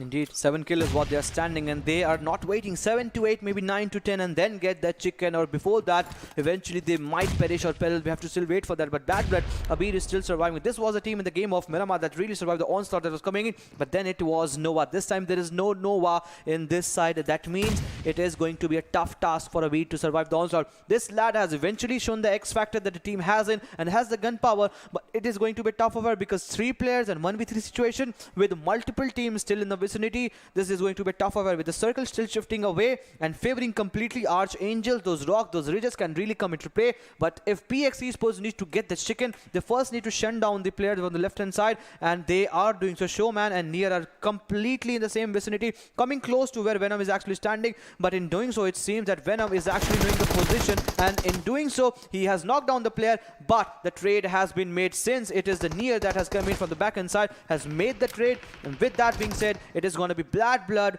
that has been sent to the lobby with more and more players coming in from the sides of Archangels. It is going to be the one last player that is still alive, and we are down to this 3v1 affair, and this is a sense chicken. 11 total defeat, 1 more kill will be 12, and maybe a 27-point chicken. What a play indeed for PX Esports. I mean, this team was looking so very good in terms of the way that they absolutely retaliated against the positions of other teams, eventually getting a chicken dinner for themselves. Phantom for you also got decent amount of kills for themselves, so they will also get amazing points that will work in that team's favor. Both these teams needed these points, and of course with that 12 kill finish is what PX Esports has showcased us, finding themselves in the overall ranking on the 15th spot. So amazing play with 2,241 damage. It was absolutely bonkers performance from PX Esports. An influential gameplay, I would say, because not only the kill, the damage number is also one that we certainly get to see somewhere in the game of Miramar. However, we get to see 2,241, especially in the game of Sanhok. If the team has done it, they need to do it. I mean, everyone talk about Chiku, Nier, each and every guy is brilliant in its own way, and we have seen this happening in the past. The gun power is just phenomenally well. It was just that the formation that the team was going in this match, just saw Archangels getting their back spotted, and then they were taking them down towards one more team from the right hand side that were taken care of. And one thing that PMCO Esports have done good in this match, especially that they really didn't allow any team to survive in the proximity, and that's the best way if you try to bloom and flourish in the game of Sanhok. Try to reduce anyone if they are coming in the vicinity, in the proximity, and you are getting the chicken. Well, that is true. That is so very true indeed. And in doing that, of course, this team has moved on to the 15th spot. So a perfect play and a perfect game being showcased for them. Another team to watch out when it comes to the overall ranking is going to be Phantom for you. What sort of a play, or rather what sort of a point have they been able to accumulate throughout, and where exactly will they be when it comes to the overall ranking? But for now, of course, let's have a look at the MVP coming in from this game, and the most valuable player from this time is going to be Chiku. I mentioned this name. I mean, this game has been the player has been the X factor. If you talk about all the rest of the game, he has been that that man of the moment. It's just that he got a lot of assistance from the rest of the teammates, and they have just stepped up, and resulting thus in getting a high fragging game. And in doing so, Chiku becomes the most valuable player title with 7 kills, 685 damage. I mean, the kill conversion ratio is certainly been phenomenally well in terms he is getting. So survival time is not so much, as we get to see the Sanhok getting finished in a quick time. 1 assist, just the 91 healing done. I mean, a complete power pack performance coming in from Chiku, and especially the whole team PMCO Esports. Most certainly. Along with that, let's move on to the top players list, where indeed we do see the team of PMCO Esports as well as KSX Sanhok right there on the second page with the second place with, of course, 3 kills, 673 damage that he was able to participate in. And following him is going to be PMCO Esports' Neo with 2 kills but 676 damage. Amazing turn of events. So again, I mean, talk about 685 damage from Chiku, but 7 kills confirmed for him. Whereas on the other side, the other players, they were part of fights. They were certainly bringing down players, thus the damage, but sadly not being able to convert them into kills. Definitely. And with this heading towards the match summary, that completely shows that it was a domination by PX player, because the Chiku comes in highest kill. It was Chiku again the highest damage, Near with the maximum assist. I mean, this duo working in tandem really made it possible to get close towards they were actually aiming, with obviously Phantom UI more and more players joining into the match summary. That means now they are also having that influential gameplay, and that can certainly be spotted down and justified when we get to see the match ranking. And there we go, we have the hashtag 2, obviously the team that got a 9 kill in this match. Eventually not only just the placement points, Phantom UI, it seems that they have started making a comeback. And since it was also a game for TT Archangels that really looks strong, certain teams did perish down in the early stage of the game, but the first half of the start looks pretty good, because 7 points for Infernal Parasite, and in that 6 is the kill. Oh, talk about it. I mean, yes, IPG, they are just so dominating in terms of the kill, but hopefully they start working towards those placement points as well. And as we move on to the second page of this wonderful match, it is going to be TREX Power, who walked away with 0 kills. Sadly, learn from the past, also were not allowed to get any kill or placement point for themselves. And with that, the combined effort that was showcased, let's have a look at the Oppo F19 Pro moments, which will showcase some awesome plays that were showcased right off the bat. And in it, it was PMCO Esports who got this limelight started off. Along with that, when we move on to TREX, as they tried to take on a fight against 4 Archangels, were not allowed to dominate, and it was, of course, Archangels that clearly walked away with the 4 defeats in their favor. Definitely, and I guess it's there at that point where the PMCO Esports gained the momentum, because one team getting decimated completely in that rough way, that was certainly the man of the moment. But then we head towards the fight that was happening into this area. Team IR's last player really did try to take that 1 kill before going down, but then it was from the backhand side. Again, Oxygen Rising Star. So now Rising Stars have chimed in, have came in certain fights, but that has been in the patches, and the consistency is certainly lacking for their side. But certainly this was one good game for Phantom UI, where they got a lot of points in terms of placement, and we got to see a lot of players also spotting them down. Then it was an all easy task for them to take down a bead from the sides of last player standing, and then PMCO Esports Near made it possible as they got the chicken in this match. Well, what a play this has turned out to be for IPG. Find themselves on the 4th spot, a perfect play, and now their journey starts, because now they are going to be trying to gun towards the 3-digit mark in terms of the points. For now, Infernal Parasites find themselves, of course, on the 4th spot with 89 points. But as we go on down from there, Limit Over on the 7th, KSX have made it from the 9th to the 8th spot. Yeah. And as we move on to the second page, this is where things are looking interesting for, of course, PMCO Esports. Definitely PMCO Esports have now suddenly all of a sudden They weren't looking good at this point, at this moment, before this game actually happened to be there, and 27-point lead certainly held them secure. And 49 is where they are standing with 22 total kill, 27 total points, just few points shy away, and they can actually make a good jump till 10, because just the 59 the point difference is not so much, just the 8-point difference between them and the team standing at the 9th position. But a big but, because FOF BadBlood still not looking good at this moment, with the Phantom UI now starting and chiming in, getting a lot of kill in this match. They have now also gotten that green marker, certainly justifying their way, but Team IR now, they have slowly and steadily stepped downwards, and all of a sudden the team that final touch the place have now been replaced by Team IR. Well, again, Team IR, they were part of fights. We've seen them take those fights as well, but eventually the matches are running away from them. The opportunity is certainly running away from them, and in that, it is not looking good when it comes to the overall itself, because the competition is getting that much more fiercer, and every single game is showcased with that. We've got one final game remaining, but before we jump in with the final game of the day, we're going to go on a short little break. Be right back.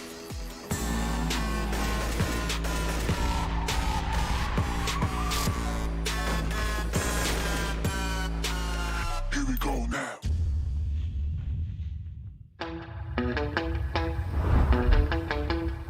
Are you keeping it real? I'm calling shotgun, wanna see my baby run. Oh, what's the word on the sea?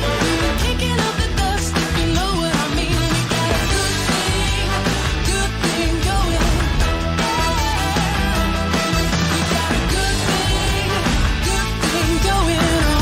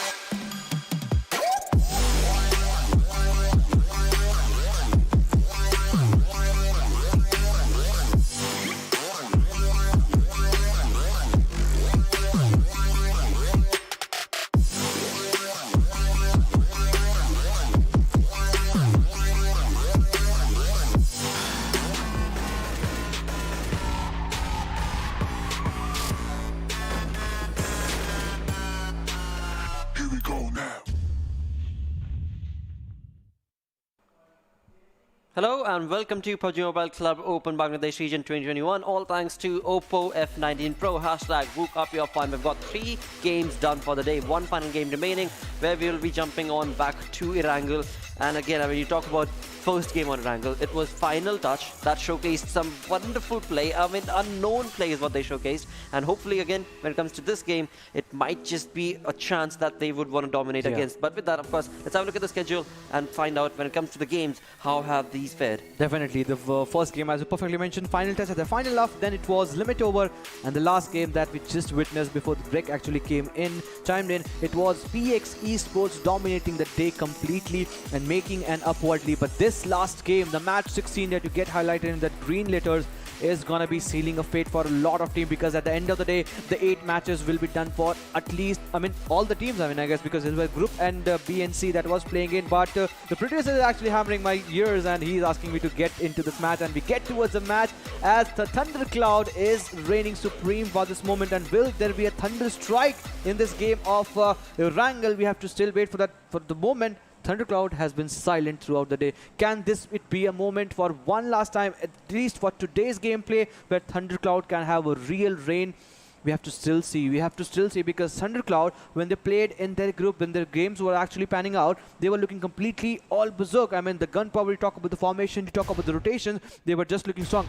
But certainly, throughout the whole course of the day, the rest 3 matches, they have been on a misery side.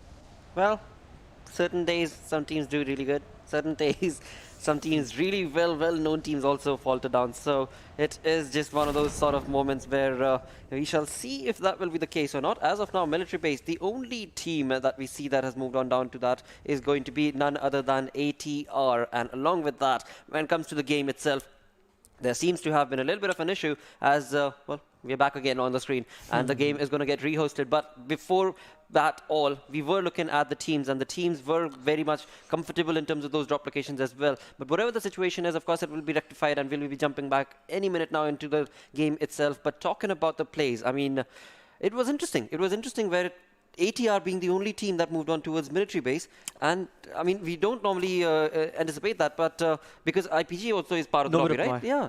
And but again, I mean, like I said, the game is going to get rehosted, so we'll find out what sort of a play has been created in that. But it seems like we're going to be jumping into the game itself, and with that, we shall see where exactly are the players rotating. It is going to be again ATR, yep, the only team that is going to be finding themselves on the military base. And as the conversation moves on forth, we also do have PX also moving on down towards the Milta from the looks of it. And talking about the center of the zone, PX Esports are the ones who have found themselves in the center. Wow, what a split, what a map, and what a moment to be in the dead smack center is where the PX Esports players are there. Not eventually, all the players are pretty much close, but it is a Gitka split, which I can see from the looks of it. From the northern side and the eastern side, the players are in a split. The showman being the one that is completely far away, but it seems that we need to jump in towards the area of Georgiapul apartment side, where we are getting to see the, obviously, those city areas where Phantom for UI is taking an individual fight against some certain teams. And as we just mentioned about IPG not jumping into the area of Nowhere Uptai,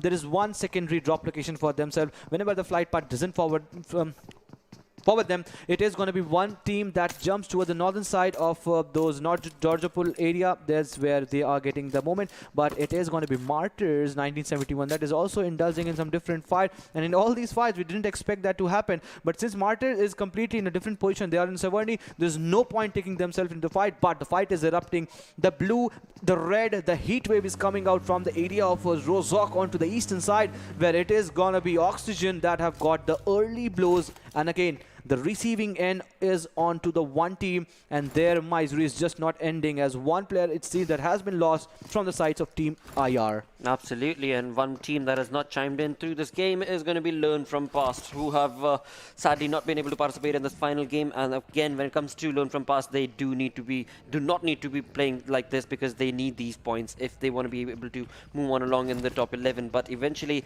whatever the situation, we are going to be playing with, of course, just these 14 teams in this lobby. And in that, the perfect aggressive start has already started hammering down this time around, as of course we just mentioned, Oxygen Rising Stars are the ones who are going to be bringing down the players of Team IR, and thus once again leaving Team IR with a 3-man squad. Now, again, I mean, you talk about Team IR, they are not looking good when it comes to the overall ranking as well. When it comes to the play style that they bring to the table, they try and play very passively, but they do end up getting themselves caught in different fights. And whenever they do, it is either the rotation that they are hunkered down with, or it's the fight itself that they shy away from. That results in, of course, them not getting enough points for themselves. But for now, it is going to be Oxygen Rising Star who are looking perfect, and as they move on across from these cool apartments, they are going to be accumulating quite a lot of utilities for themselves, because we can clearly see there's not a lot of loot that they've been able to accumulate, but it is only 4.5-5 minutes in the game itself. So of course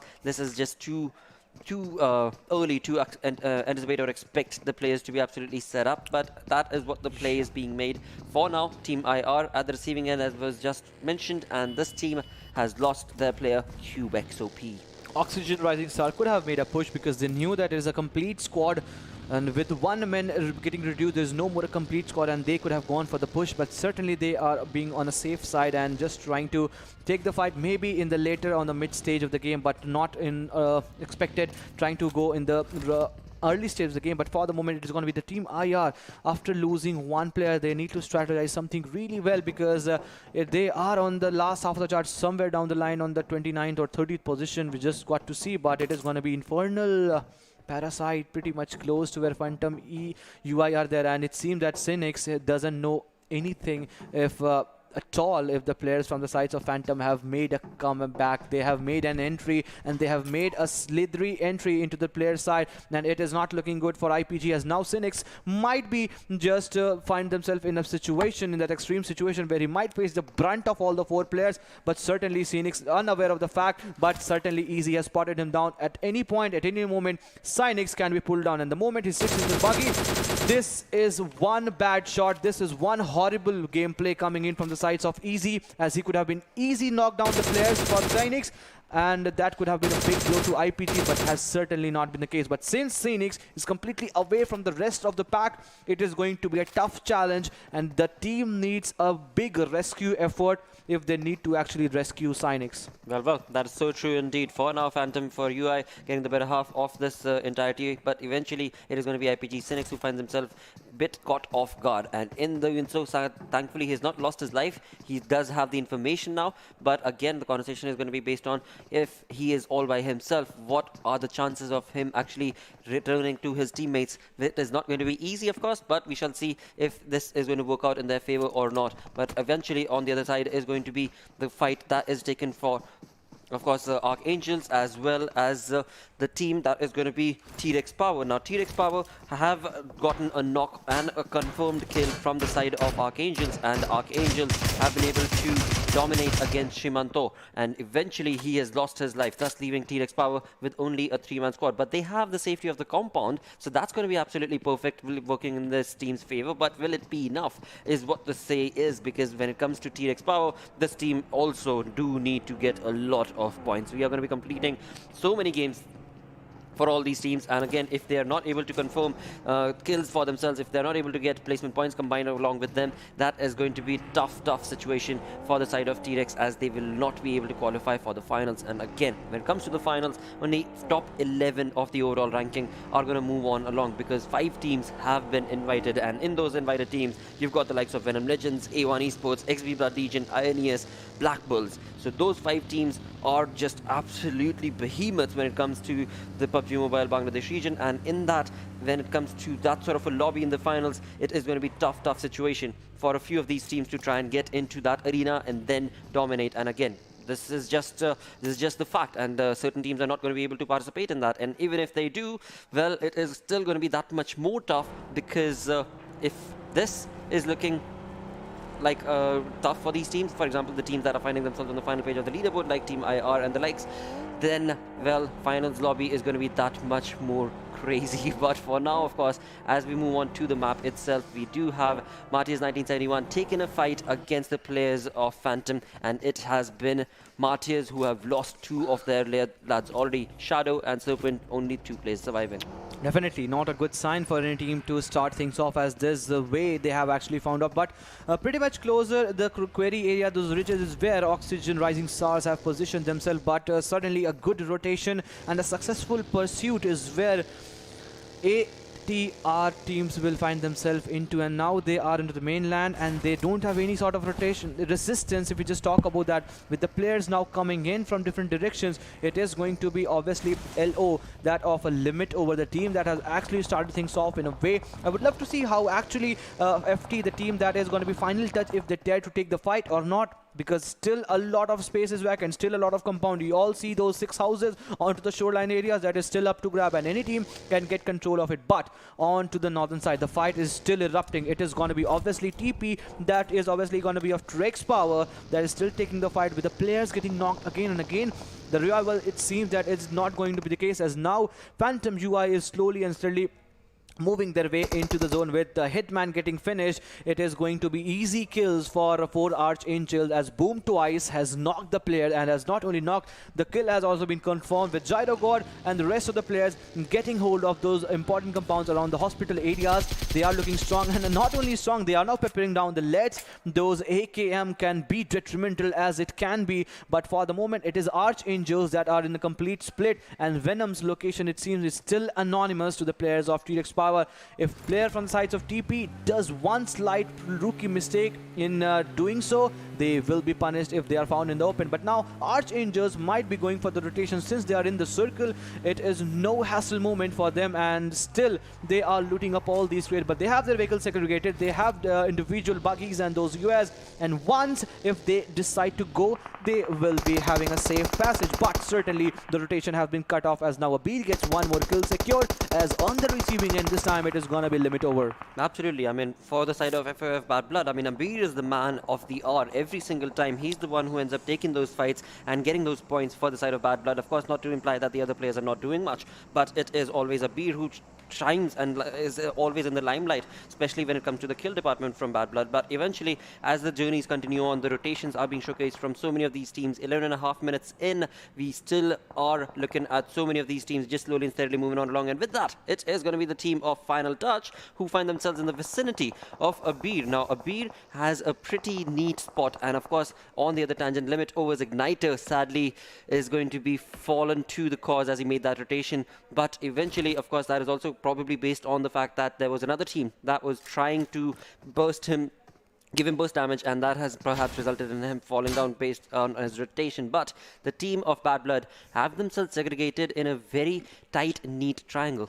But is it going to pay them off? Because this shack is where Divide is holding themselves, and they're in a complete open situation, with other players from sides of IPG holding those important ridges on the northeastern side of Gatka. It can be a moment where the players might be spotted on, but it seems that Divide position has been exactly spotted on thanks to that on spot coming in from the side of IPG. But as you perfectly mentioned, Limit Overs players are facing a lot of grunt, as now second player from that side falls in rotation. I'm not sure how many players are still left from their side, but it is complete sure that one kill has been secured from the side of Exitron Red Army, and they are holding the southwestern side of the circle. Eventually, not only the southwestern side, they are holding the center lines of the circle, but PX Esports getting important ridges and those important covers in the center line circle. They are looking pretty strong at this moment, and now slowly and steadily the teams are coming in, with IPG also coming in pretty much close to where PX Esports have actually positioned themselves. There is still a lot of compound that is up to grab, but in doing so, it is going to be Final Touch that will be getting those important fairy pair compounds, and onto the backhand side,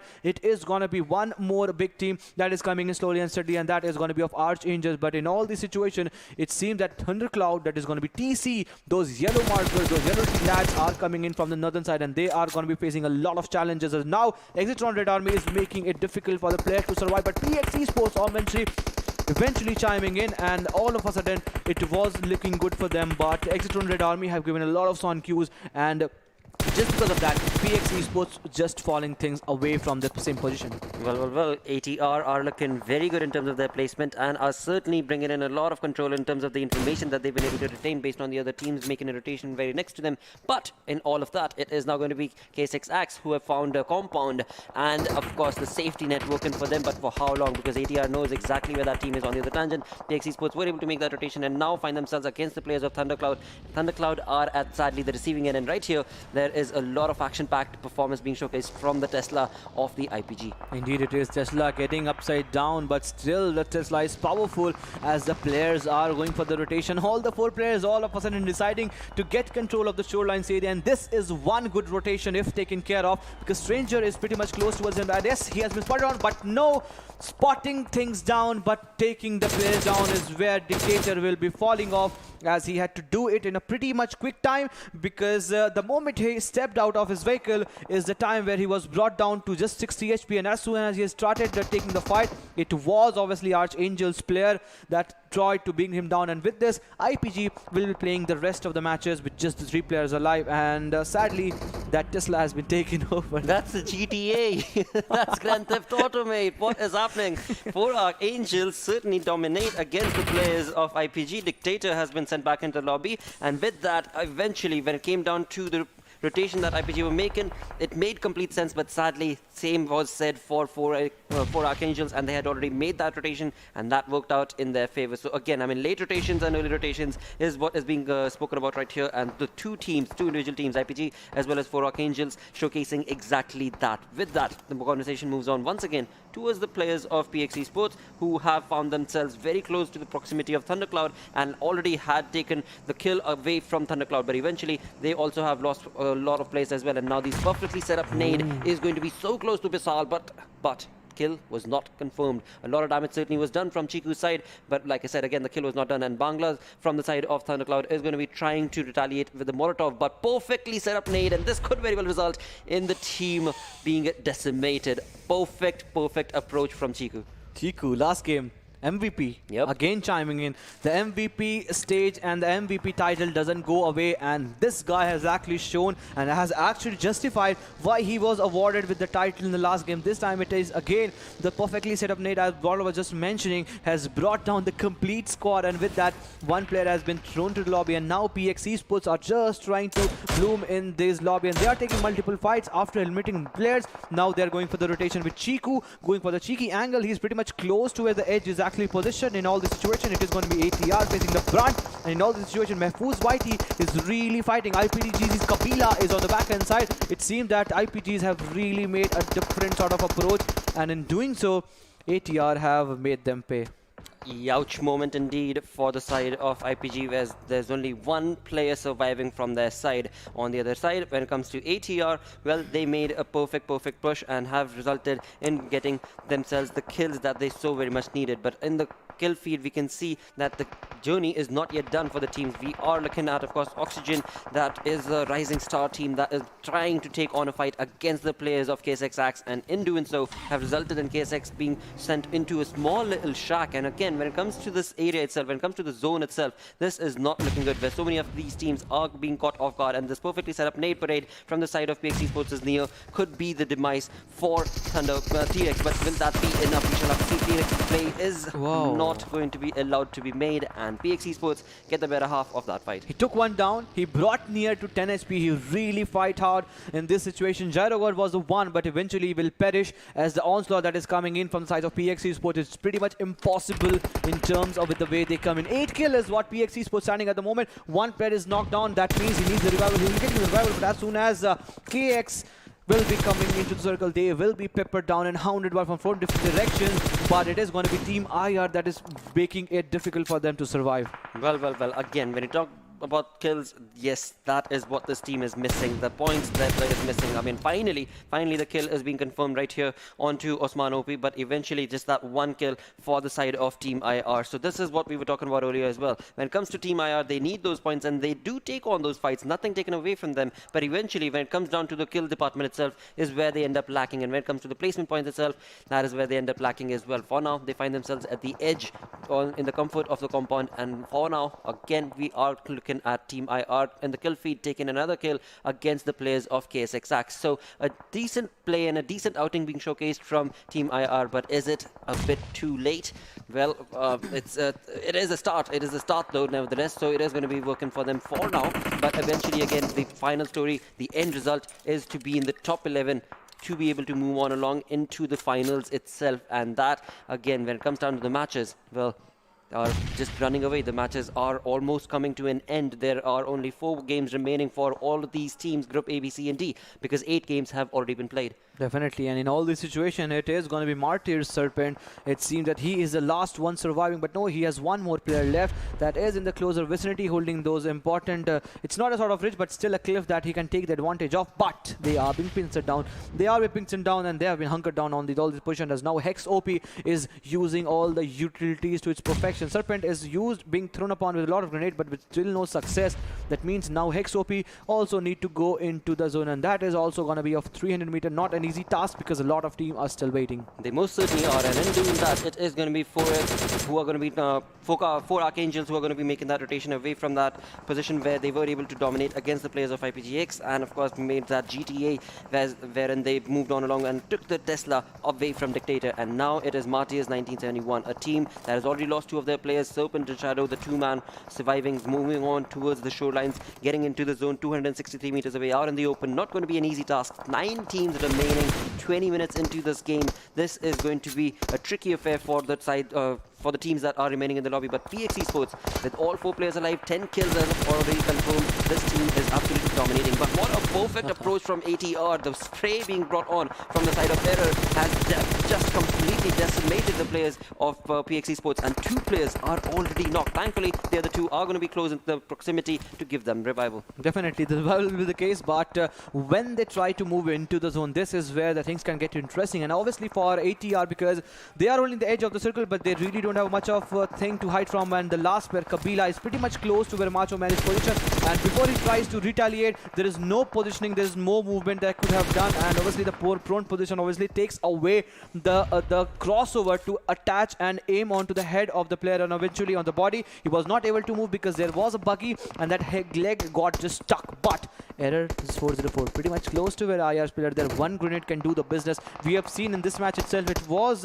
Chiku from the side of PX Esports that completely eliminated one player. Is it this going to be a case? Because Error 404 is really good with all the utilities in its way. One more coming into the way. Is it going to be enough for them? But no, it is just getting overshoot. But in all situations, PX Esports have made possible that all the 3 players are alive. 1 player again going down. The revival is still not the case. It's still far-fetched, but Martyrs 1971, 2 players that was not looking strong at the moment have now started retaliating. Well, they certainly have, and have been able to confirm a knock, but a kill certainly has not been given away as of now. Along with that, Martyrs finally confirmed the kill for themselves as well, as Serpent will be taking the head off of Error, and Error has been sent back into the lobby. So a GG play being showcased from the side of Martyrs 1971 as well, but the circle, the zone is where the conversation is, and in taking that conversation towards the players of course, ATR. ATR is going to retaliate and try and pincer them down. With that, Martyrs 1971 left with only 1 player surviving, that 2 in the outside in the blue zone, so certainly not looking too good when it comes to his placement. But 7 teams remaining, 22 minutes in this game, and finally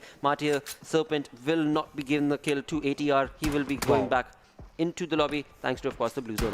What a game, and especially for ATR, as just talking about. I mean, ATR really have a strong suit if we just talk about Erangel, because back-to-back, it's still not the sublime finish, but still 6 defeat is what they have for now. That means at least 6 points they will be taken away, but since they have come this close, they will be making sure that they will be also getting the better half of the circle. But now they have their crosses set upon onto the PX Sports East player, and the players are in the prone position, and just because of that, they are not getting a lot of infos. But the moment they get all these infos, they will be taken care of, as now slowly and steadily the zone will be coming, and before that happen, it is gonna be IR's players that are now retaliating. But in doing so, it is gonna be them that will be getting the better half, as Easy from the sides of PT has brought down 1 knock onto them. Well, Phantom for you is also right here in the corner. ATR had the smoke wall that was created that was saving them from that open brunt, but eventually as soon as the smoke dissipated, it was the teammate, of course, Macho, who was brought down. But now again, that smoke is going to be the only cover wall that will be created. But on the other side, talking about PX Esports, they are making a push, they are making a rush, because the compound is going to be the safety net, and that is where we see Final Touch's players also find themselves in. So Final Touch have 0 kills for themselves, but they certainly are working towards those placement points. On the other side, when it comes to PX Esports, they are now going to take on IR, and Chiku again and again with those perfectly set up nade parades is going to be bringing down the players of IR 1 by 1. He is onslaughtering the complete lobby. We talk about the early stage of the game. He used that grenade. We talk about the late stage game, he used it, and now it is down to the 4 team and he's still using the grenade. I mean, every sort of grenade, each grenade is bringing a lot of information and a lot of good thing, a significant way to push upon. And with that being said, it is going to be Exitron Red Army that is going to be bidding a goodbye. But it seems that a drop, an exclusive drop, is pretty much close to where the final touch last place is still alive, but it's not going to be the last case because Rebel is still ahead with him in order to give him the assistance. But PX Esports, they really need to be taken care of, and will Old Boy spot them down and take them down? That is going to be the question of the hour. Or will he use the utilities? I mean, get them tasted with the same sort of medicine. Well, he's certainly trying. He's certainly taken those shots from the mini-tap. Eventually, there's going to be a conversation for PX Esports as to what sort of a rotation are they going to be making to get out of that zone, because they have been caught. And Old Boy certainly knows a thing or two about that. But PX Esports is another teammate is going to be helping the situation. And of course, in doing so, a nade was brought on to Old Boy's position. And in that, of course, for now, he has not been confirmed a knock or a down. But eventually, it is 4 teams remaining. We've got, of course, 4 Archangels, 1 final player, Robin, who is out in the open, very close to the edge of the zone. On the other tangent, Phantom for You's HRX OP does know that there is a team there. There's know that there is a kill point there that is waiting, but has not been able to spot him yet.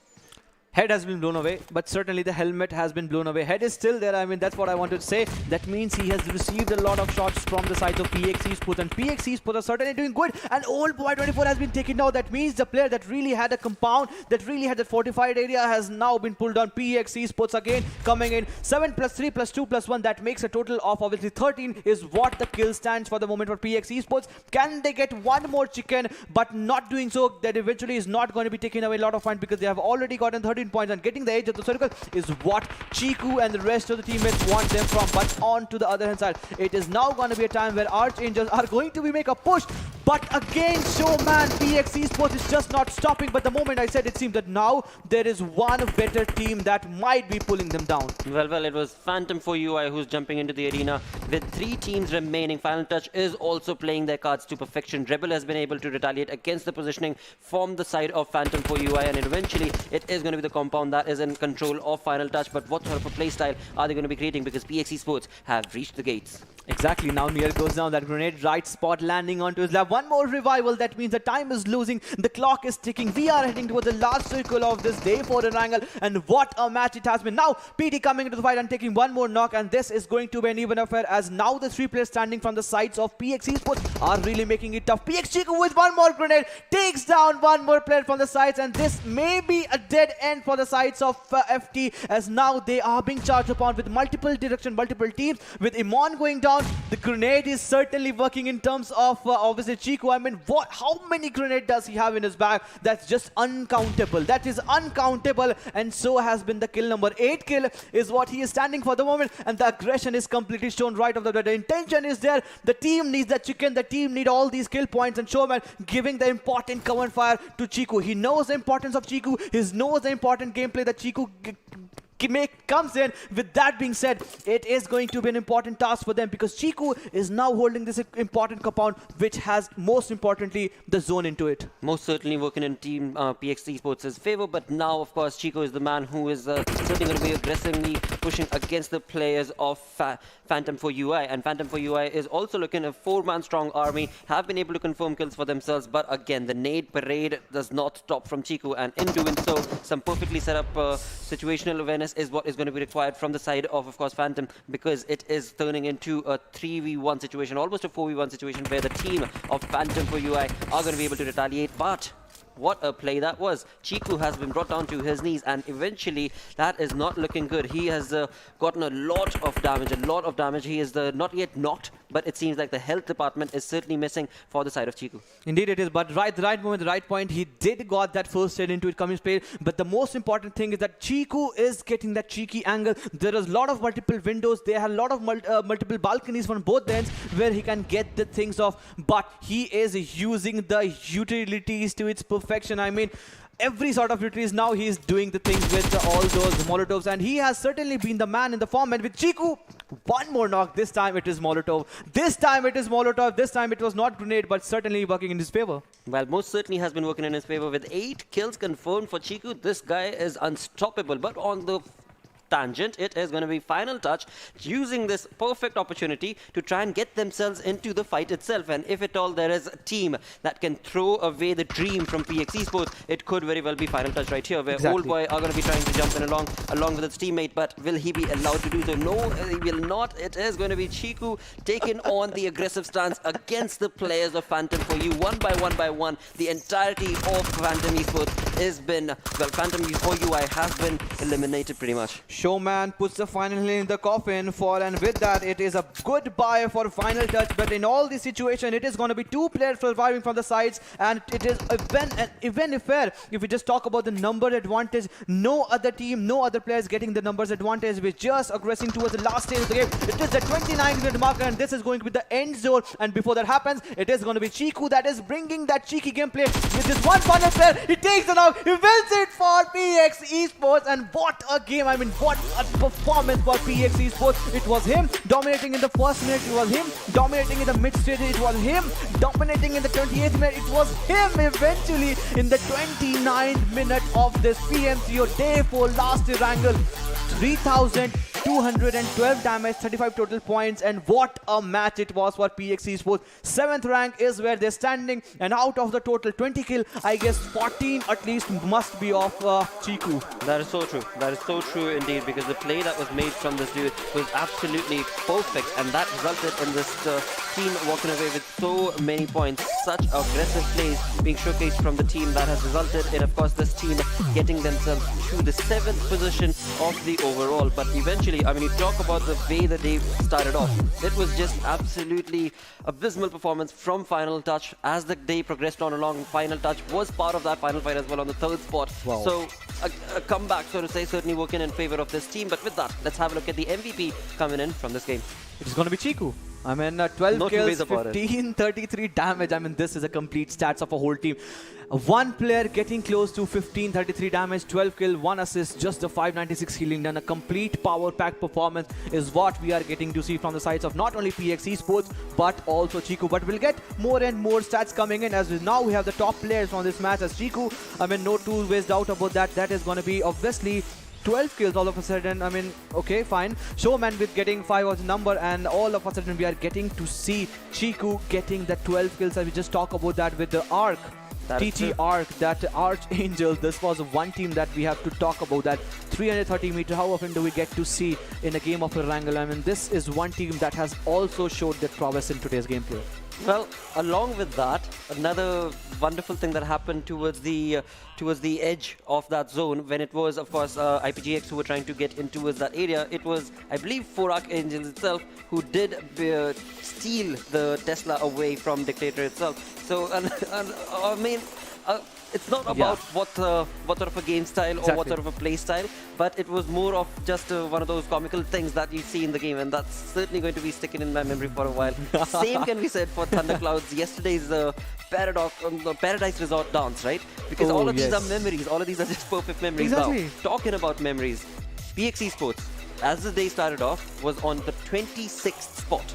Was on the 26th spot in the overall ranking, and now with the way that this team has been playing, find themselves in the top 8. Wow. Talk about a good day. Wow. Talk about a good day. Talk about bamboozling day. I mean, yes, it's unreal. It's unreal. Maybe is it Uncanny. enough for them to qualify for the PMCO? We still wait for that, but certainly they have now blown the whistle. And we're talking about that. It was certainly not a game and a day for Thundercloud. That is true. Thundercloud has not been able to make that sort of a play style for themselves. With that, let's move on through the Oppo F19 Pro moments, where there were a lot of fights that took place in the entirety of this final game. We started things off right here, where it was Abir who was taking on players as they were making the rotation right across his vicinity. The team of FOF BadBlood were looking absolutely perfect in terms of the way that they had set themselves up. But as we move on along, ATR jumped in to take up a different fight altogether. Exactly, the fight was taking slowly and steadily, and with PX Esports getting things into favor, it was pretty much seemingly. And we just talked about that, I mean, the Tesla that was taken away. It was this moment where actually it was 4 Archangels that really made it tough for them to survive the situation. Then PX Esports. I mean, you will get 90% of the limelight in this, obviously the Oppo F19 Pro moments where PX Esports was trying to dominate. Then it was certainly for a moment where Team IR was again chiming in, but it was not an easy task for PX to come in. I mean, talk about this Exitron. Red Army was the one team that was trying to pin them down, but the use of utilities was to its perfection. The smoke was used, the grenade was used, and in all these fights, it was one more thing that was a final touch that was trying to give the one touch, but certainly not going to favor with Showman getting 1v1 fight. They eliminated final touch last bit, and then it was an all easy getting away from that winner and winning things off in style. That's what Chiku brings up for, and there we go to see the overall ranking with Bad Intention still topping the last and chart, and Infernal Parasite GX. I mean, this team have made a real big leap from that 9th-10th position to that 90 total points at 8 total matches. They have certainly looked good. Most certainly have, and in that doing so, as we move on along, it is going to be PX Esports, as we just did see, that was able to get into from final page of the leaderboard to the first page of the leaderboard. I mean, talk about a storyline. That is a complete different, abysmal storyline that PX Esports have been able to create and showcase to us. But with that, all the groups, all the teams have played 8 matches, and now as we move on along, things are getting serious. Things are getting very, very serious. Definitely, things are getting serious. To talk about the second half of the chart, where from 9 to 16, we have a lot of team that are coming into the frame with Phantom UI. I mean, Phantom UI really made a good jump. I mean, they are in the positioning points, but still, I mean, the question still remains, will that be enough? Because at the end of the day, since each and every team apart from Final Touch has played all the 8 matches, rest of the 4 matches, it depends upon Final Touch that they will be playing or not. I mean, but still looking in good touch. I mean, they have made a comeback. Start of the day, they started things off well with getting the chicken, and it was high fracking game. I remember it was, I guess, a 6 or 8 kill chicken that they get secured, and then moving on to the last of the chart, Thundercloud. I mean, this is not looking good. The one red marker onto the name, that means one down jump, and this is certainly not how you end your day. Absolutely should not be the case, but again, you do know for a fact that there is certainly going to be every single time one team who does not end up having a good day. But hopefully, the other days that are remaining when it comes to the PMCO semi-finals or for the Bangladesh region will most certainly work for them. With that, let's move on along to the kill leaders and showcase what sort of a playstyle have been created. TRZ Mamba still dominating this with 24 kills in total is what he's been able to get. Bad Intentions Winter right up the proximity, but this has not really changed. I mean, it is pretty much the exact same as it was earlier as well, and it is was Chiku right here from PX Esports with 20 kills, 3,104 damage. All of a sudden, PX Esports getting back-to-back, because in the last game itself, it was game of Sanhok, it was a chicken, it was Oxygen that faced the brunt. It was some other time, but what a comeback PX Esports. I mean, if you talk about comeback, PX Esports has to be the epitome of it. Most certainly is, and most certainly the journey is still not yet done as they push on along to create that many more wonderful moments for us. But with that, the 4 games done for the day, we do reach the end of our show. Thank you so very much for tuning in. We of course are going to be back again with day number 5 and some incredible plays. But until then, take care. Bye-bye.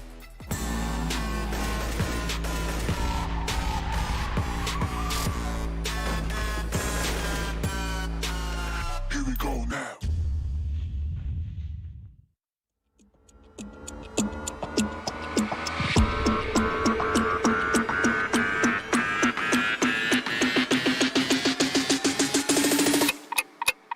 Here we go now.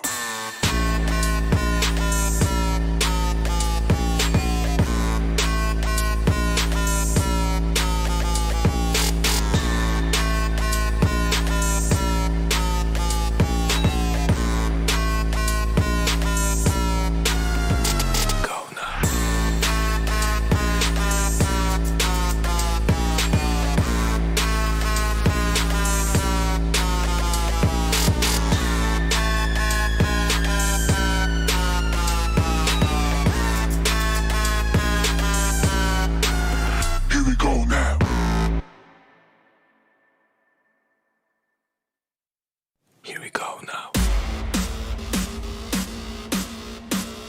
Here we go now. Here we go now.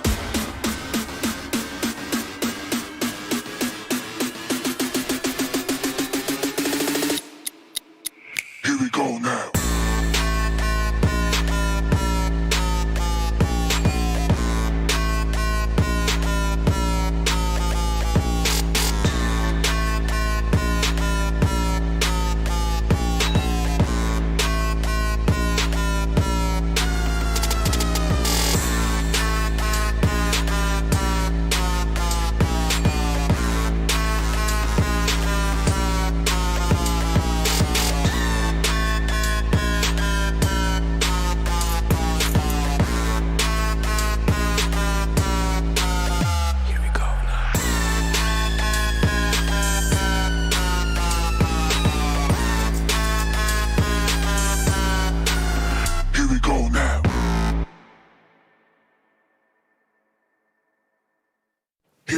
now.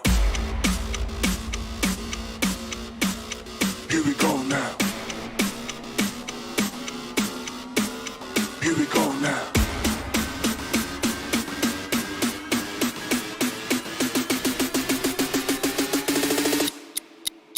Here we go now.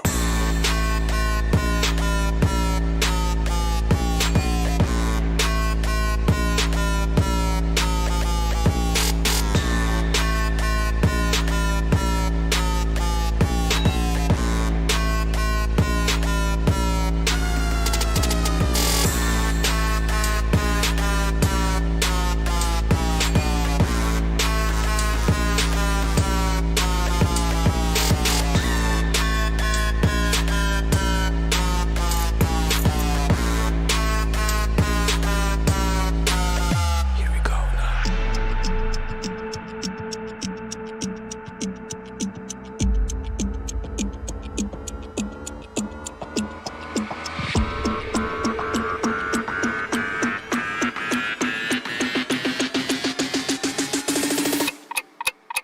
Here we go now.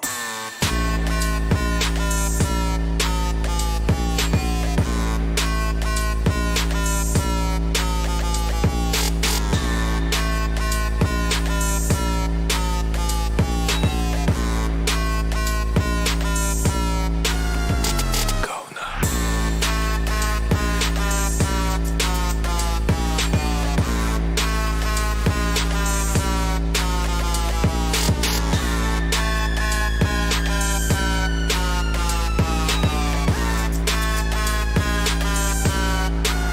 Here we go now.